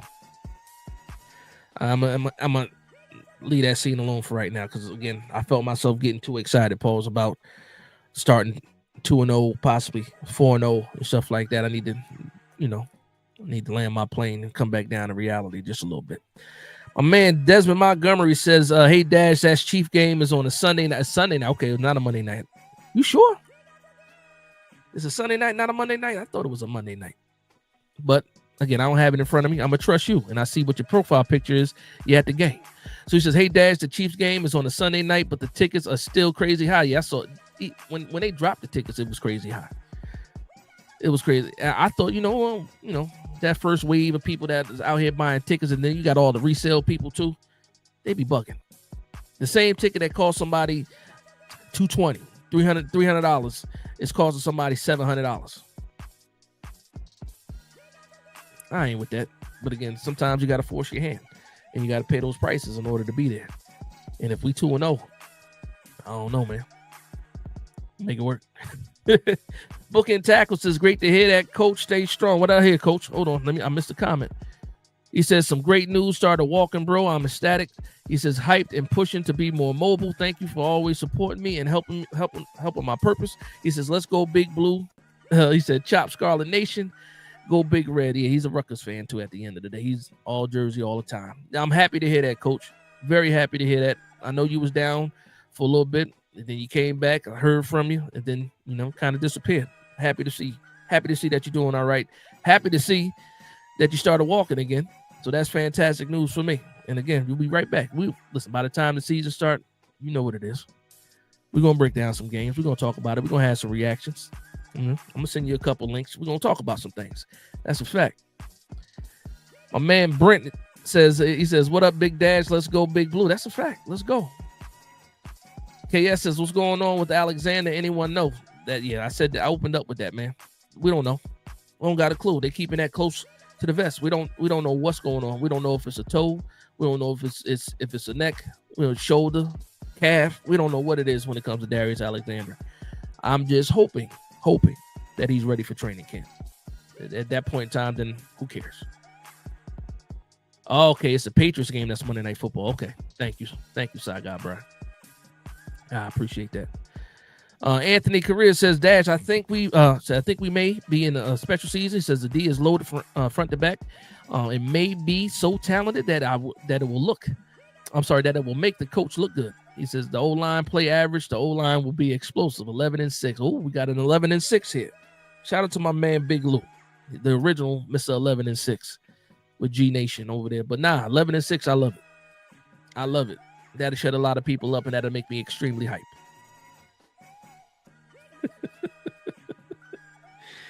Danny Boy says the D is loaded. That's a crazy pause. Sometimes we let things slide. Sometimes we don't. It's a pause. Illuminati says we start off 2-0. Yeah, I'm going to be on some intolerable-ish talking. He said, but for right now, I can't give it much thought. Maybe once the pads are on and the temperature may be trust me, I get it. I play around. I talk about getting excited about this team being, 2-0, 4-0, whatever. But I'm realistic. I understand it. We got to see it first. I understand where you're coming from, but I will say this though, because as the New York Giants fan base, you got some people that are way right, some people that are way left when it comes to how they feel about this team, and a lot of people is in that wait and see mode because we done jumped out there and fell on our faces, and we tired of doing that. Save ourselves some embarrassment. We're not jumping out the window too soon. Let's see what happens. But for me, I'm looking at this team on paper like there's no reason why this team shouldn't be good. And if the team isn't good, it's about the coaching. It ain't about the players. It's about the scheme. It ain't about the players. Yeah. My man Dope Dez, what's going on, Dope Dez? He says Big Dash starting offensive line. Easy, super easy. It's starting going from left to right. It's gonna be Andrew Thomas, John Runyon, JMS, Greg Van Roten, Jermaine Illuminor. That's what I think it's going to be. What I want, this is what I want, though. I want Andrew Thomas. I want Evan Neal, JMS, John Runyon, Jermaine Illuminor. And that's if Evan Neal proves himself. That's what I want, because that lets me know that I have some young guys still here that can play. Greg Van Roten, 37 years old. He's going to be on a one-year deal till he retires. Going to keep reading up for 1 year till he's going. Jermaine Illuminor, not old. He's 29. Offensive lineman can play like till they're 35, 36 years old. I probably would extend Jermaine Illuminor, but I'm just thinking like I need young guys. I need young guys to play in that offensive line. I need a team that can grow up and be ready for the franchise quarterback. Let me know what you think though. Who's your starting line? Let me know. He said, "Ooh." He said, "Last dash to Wabash." What is that, Joe Long? Last dash to Wabash. Bars at the end of the day. It rhymes. Let me get back to here. See what I missed. What did I miss? It's Sunday night. Yeah. Thank you for letting me know it's Sunday night. Yeah, I don't know. I thought it was a Monday night, but no. Even better though. Because Monday night games usually trash now too. Sunday night game is where it's at. All right. Where my I got water in here. All right, then the last thing we want to talk about is what we want to happen in training camp. What do we want to see in training camp? What player do you want to see solidify themselves in training camp? Who's a dark horse? Who's the guy that's not going to surprise you? Who are you rooting for? Like, what is it in training camp that you need to see? Do you need to see us, solidify our identity? The defense continue to do what they're doing? Do you want to see the offense go off? What do you guys want to see in training camp? What are you looking for? You want to see Tay Banks take over the CB2 spot? Or do you want to see, a camp battle last a couple weeks? Let me know what you guys think about that. Let me know what you guys want to see in training camp. What answers do you want to have in training camp? David says we need bigger, stronger offensive linemen and another defensive tackle too. I think we're doing all right with the defensive tackles right now. The addition of Ledbetter and Harris Thompson, Robertson Harris. I think the depth on the defensive line is pretty good. You're not depending on Nacho to be your starter anymore. So just think about it. Nacho goes from a starter to probably the fourth defensive tackle on the depth chart. I kind of like that. So I think the depth is there right now, but you're absolutely right. This year I probably would have double dipped and took 2 defensive tackles in the draft because it was just that deep. Pause. But yeah. Oh, it said Hyatt. Got you. Illuminati says Evan Neal. He said, I'm hoping he can get it together at guard because if he's not, because OT he's not offensive tackle. No, not at all. Coach S says, Dash, I'm with you on a hope. Come on, Coach. Not everybody knows the inside joke. But I'm going to read it like Coach said it because I respect Coach. He says, Dash, I'm with you on the hope for the sexy fatties. He said, I want my son to take control of the left guard spot and develop into a mauler that teams don't want no part of. Now, if you guys are not familiar with Coach Ed is an offensive line coach, and he calls offensive linemen sexy fatties. Just so you guys know the context. He's not really talking about sexy fatties. He's talking about offensive linemen when he says that. And for the people that don't know, now you know. Shout out to my man, Coach Ed. I missed you, Coach Ed. For real. Joe Long says, I remember the last 2 years, our beloved fan base kicking Evan Neal to the curb, baby. Now, ? He called us hot dog flippers. He gets no more leash from us. He got to go out there and prove it. The one clip we saw that Abdul Carter, leaked, his feet look pretty good at left guard. Look pretty good. And I'll say this too. Andrew Thomas deserves stability next to him. Just think about the musical chairs he's had next to him at left guard since he got here. He deserves something solid. Pause. That's crazy. He deserves to have somebody next to him that he can build chemistry with on the offensive line. I got to clean that up because that's crazy. TP Wade says, I want to see Russ look productive with the offense. True. Absolutely. Danny Boy says, no lie, effing Neal and Hyatt, I'm done with Scrub Banks.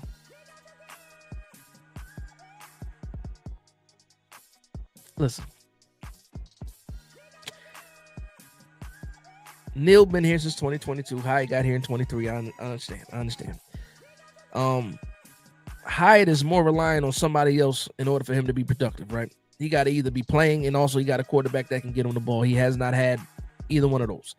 He was in the doghouse last year. The year prior to that, he had Daniel Jones as his quarterback. Evan Neal has had every chance in the world to play. We threw him right out there. He's been starting. He got hurt. He looked bad. Got hurt. Looked bad. Was on an island. Looked bad. Got hurt. Same thing been happening over and over and over again. So he has a little bit more control of the situation, more control than what Hyatt does. When it comes to Tate Banks, it's put up or shut up. More often than not, he's in the right position, but he doesn't get his head around.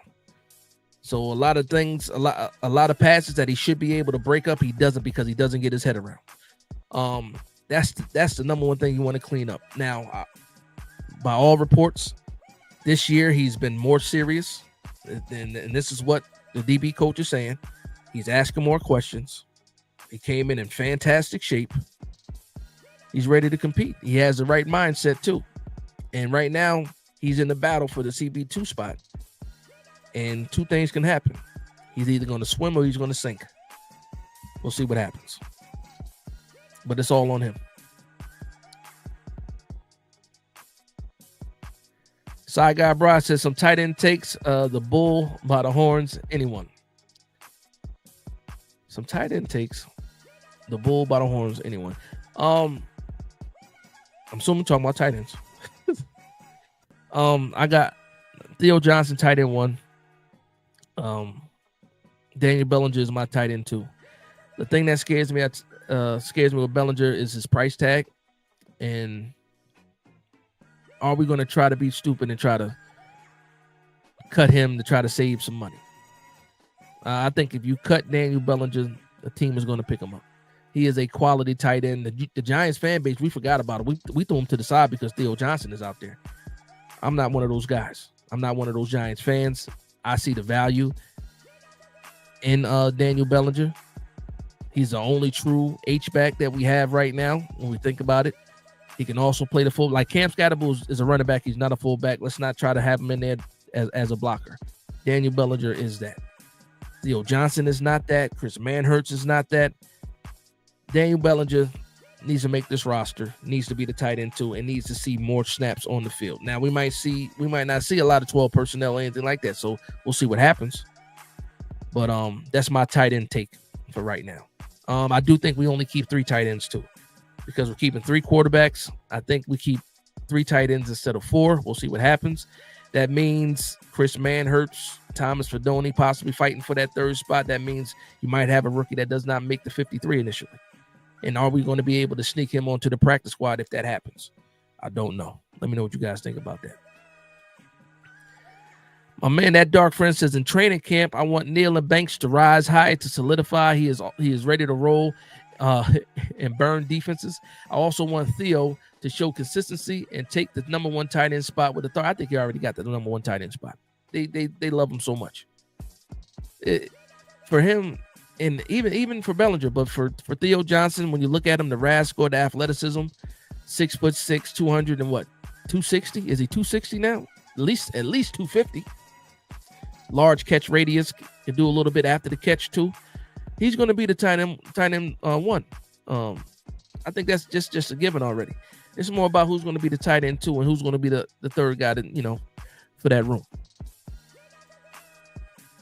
Dope Dad says, better yet Andrew Thomas to finish the season. Yeah. Yeah. If I had one wish, right? If I had one wish for an individual player on this roster, it would be Andrew Thomas playing all 17 games healthy. I want that more than I want like Hyatt to have 1,000 yards receiving and like 10 touchdowns. I want Andrew Thomas to be healthy for an entire season, all 17 games. If I had one wish for an individual player, if I had one wish for the team that's winning the Super Bowl, of course.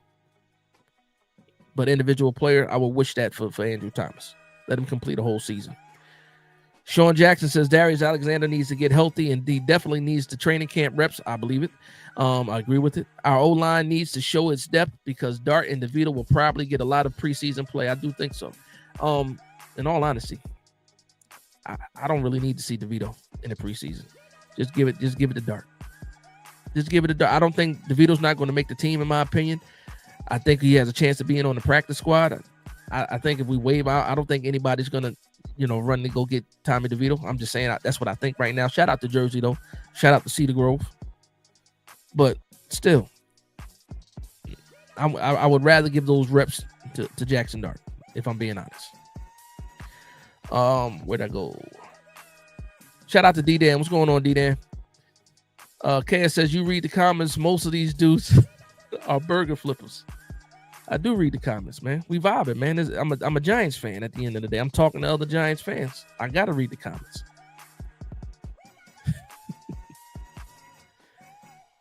Fedoni will surprise. I think so. I like Fedoni. He was a 5-star coming out of high school too. Dealt with some injuries, but he's a character too. You kind of want your tight end to be a little bit crazy. Like Shockey wasn't always there either. Bravaro was crazy too. You got to be crazy to run the way he was running, carrying 4 or 5 guys around. But yeah, you need your tight end a little bit off, and I think Fedoni is a little bit off, a little bit crazy, and I appreciate that. I respect that for a tight end.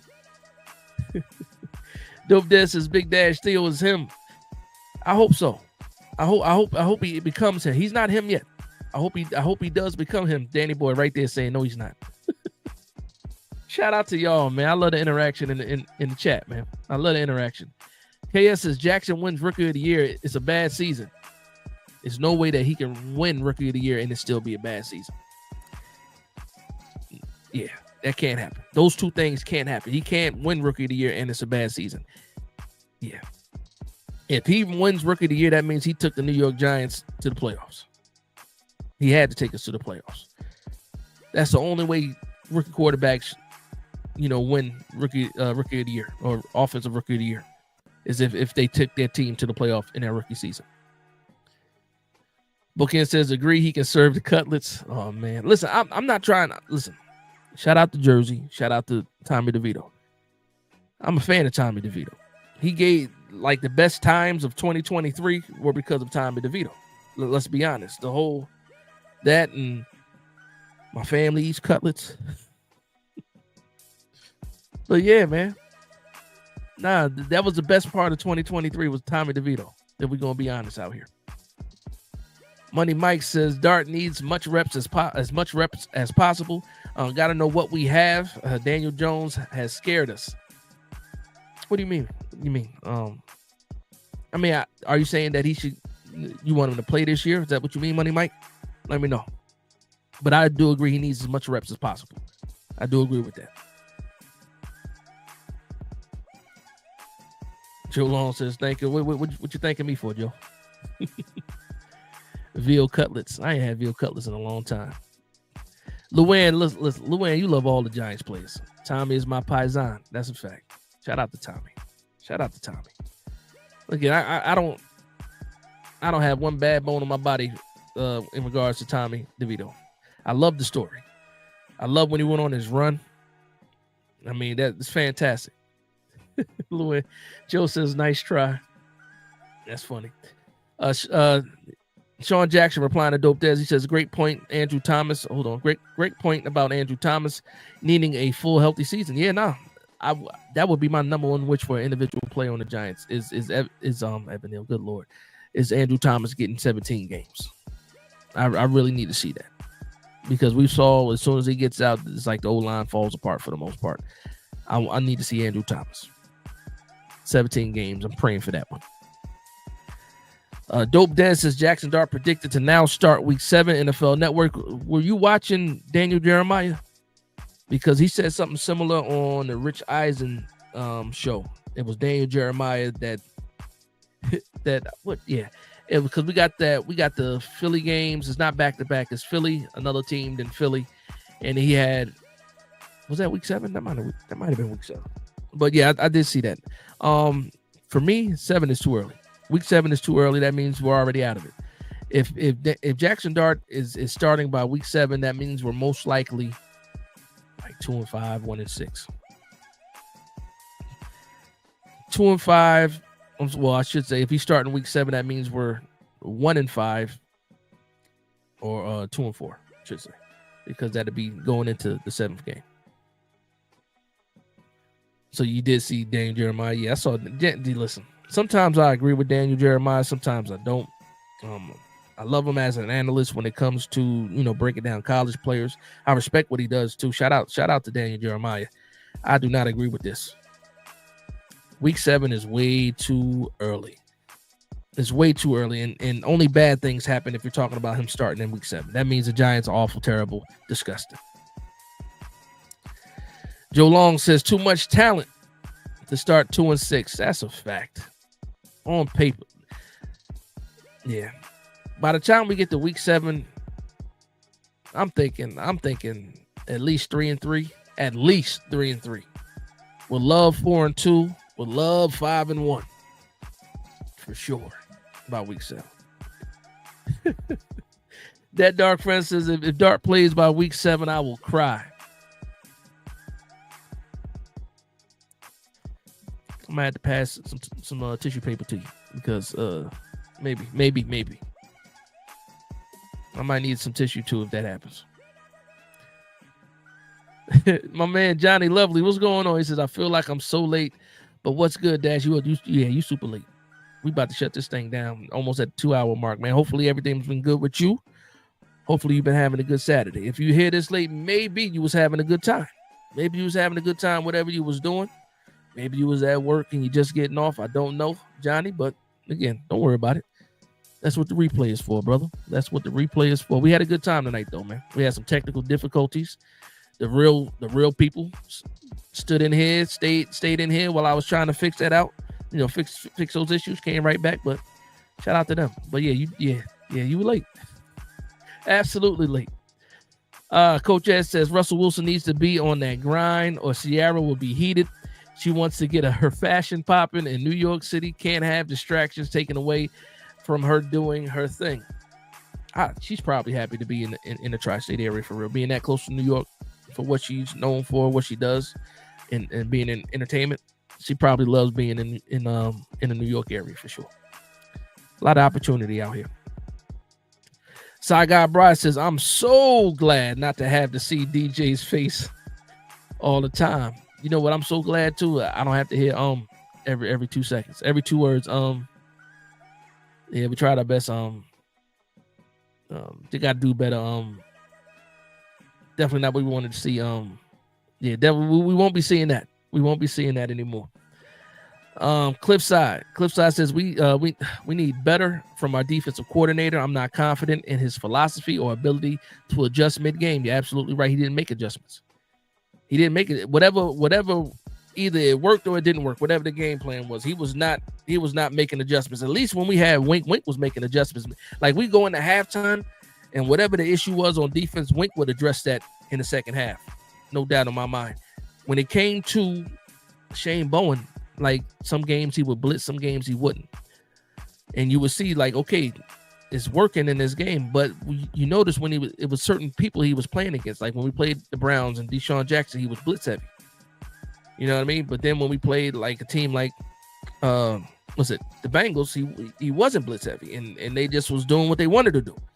But like if you're getting pressure, stick with it. Stick with it. You got to give your guys a chance to play and make plays. That was the strength of the team, was that. And he didn't come from a team or a philosophy that they did a lot of blitzing. But again, when the roster is different, player personnel is different, you got to make adjustments. And that's my biggest gripe when it comes to Shane Bowen. That Dark Francis, I watched some Matt Sims interviews. He said, he makes me feel good about this season. I saw he was just on Tim's channel. I didn't watch the video yet. I'm gonna go back and watch that. But you just gave me a little extra energy to go watch Matt Sims in some of these interviews because I saw some of them, but I didn't play him. But I'm gonna go back and watch some of his videos, see what he said. That got you so excited about the Giants. Luann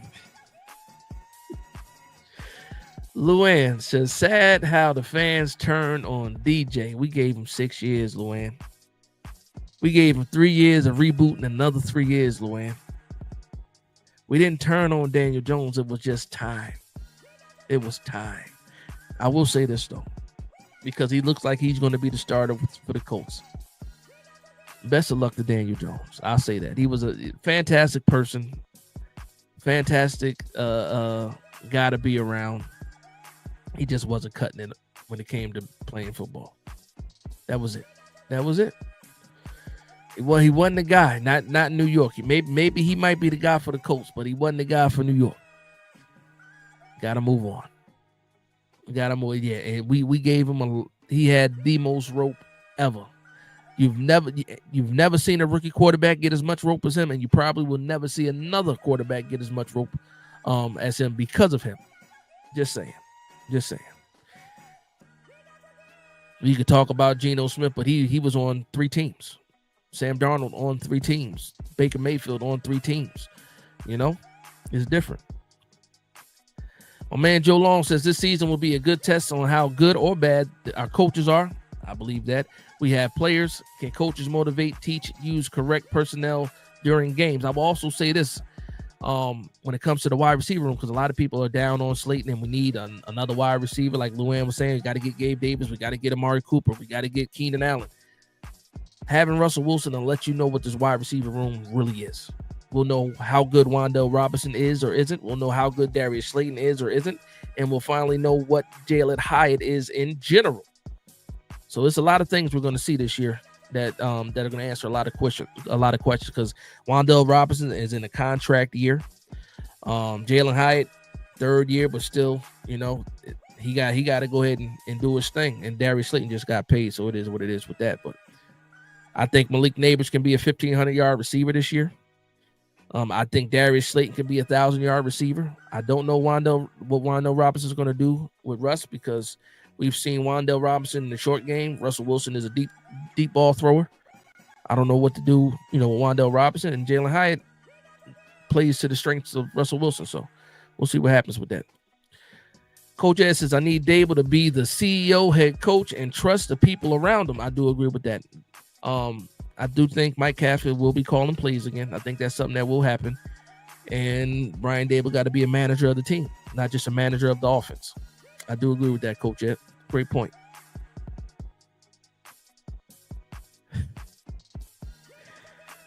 Oh, man. Luann, I see your comment. I bet if we kept DJ, we would make the playoffs this year. I believe that.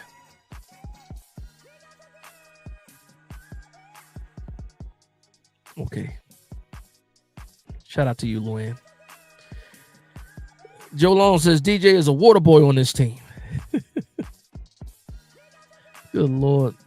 Nah, man, listen. It is what it is. Wow, Wendy's, Five Guys. I see y'all in the comments. Burger Flipper. Chill out on Luann. Be easy. Be respectful. Be respectful in the comment section, please. DJ might be the worst pick ever. Yeah, he's not the worst. He's not the worst pick ever. DeAndre Baker might have been worse. DeAndre Baker was worse than him. Eli Apple was worse than him. Eric Flowers was worse than him. He wasn't the worst. He wasn't the worst one. Not the worst ever. He is up there. Wasn't the worst ever. Most controversial for sure. And it caused the biggest divide in the fan base. Most impactful. I'll say that too, in a bad way. I'll say that. All right, we hit that 2-hour mark, man. I'm about to wrap this thing up, man. I've had fun, man. It was a good show. We're going to keep things going. We got 4 more weeks until we got Giants on the field. I plan to be here every Saturday to training camp and after that, for sure. There you go, Coach Ed. Kadarius Toney, worst ever. He's up there. Kadarius Toney is definitely up there. What was Joe Judge thinking?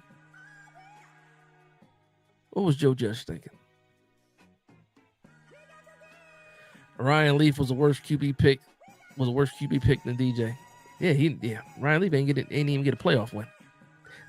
Listen, however we feel about Daniel Jones, he still gave us the 2022 season. No matter how, even though it was fool's gold, it was a one and done. Well, it wasn't even one and done. We won a playoff game. I felt good in 2022. That season felt good. That season made me happy. I wouldn't trade that season in for anything else outside of winning more games that season. But I do appreciate what those guys did in 2022. Barkley, Jones, Dable, that first year, 2022, it gave me hope. Because just think about it. If we didn't have that 2022 playoff, I'm gonna shut up. Because I want to get out of here. And if I go down that rabbit hole, it might take a long time to get out of it.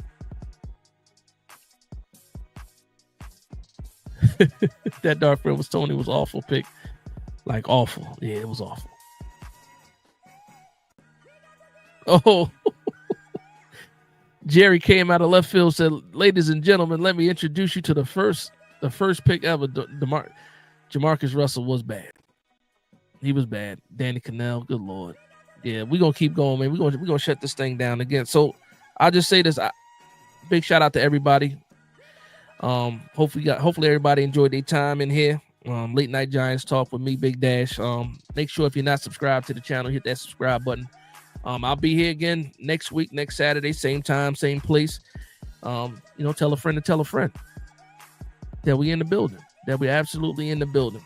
But with that being said, good night to everybody. I want to thank everybody for vibing with me. Please like, comment, and subscribe. And from one Giants fan to another, this is Big Dash Knows Big Blue Nation.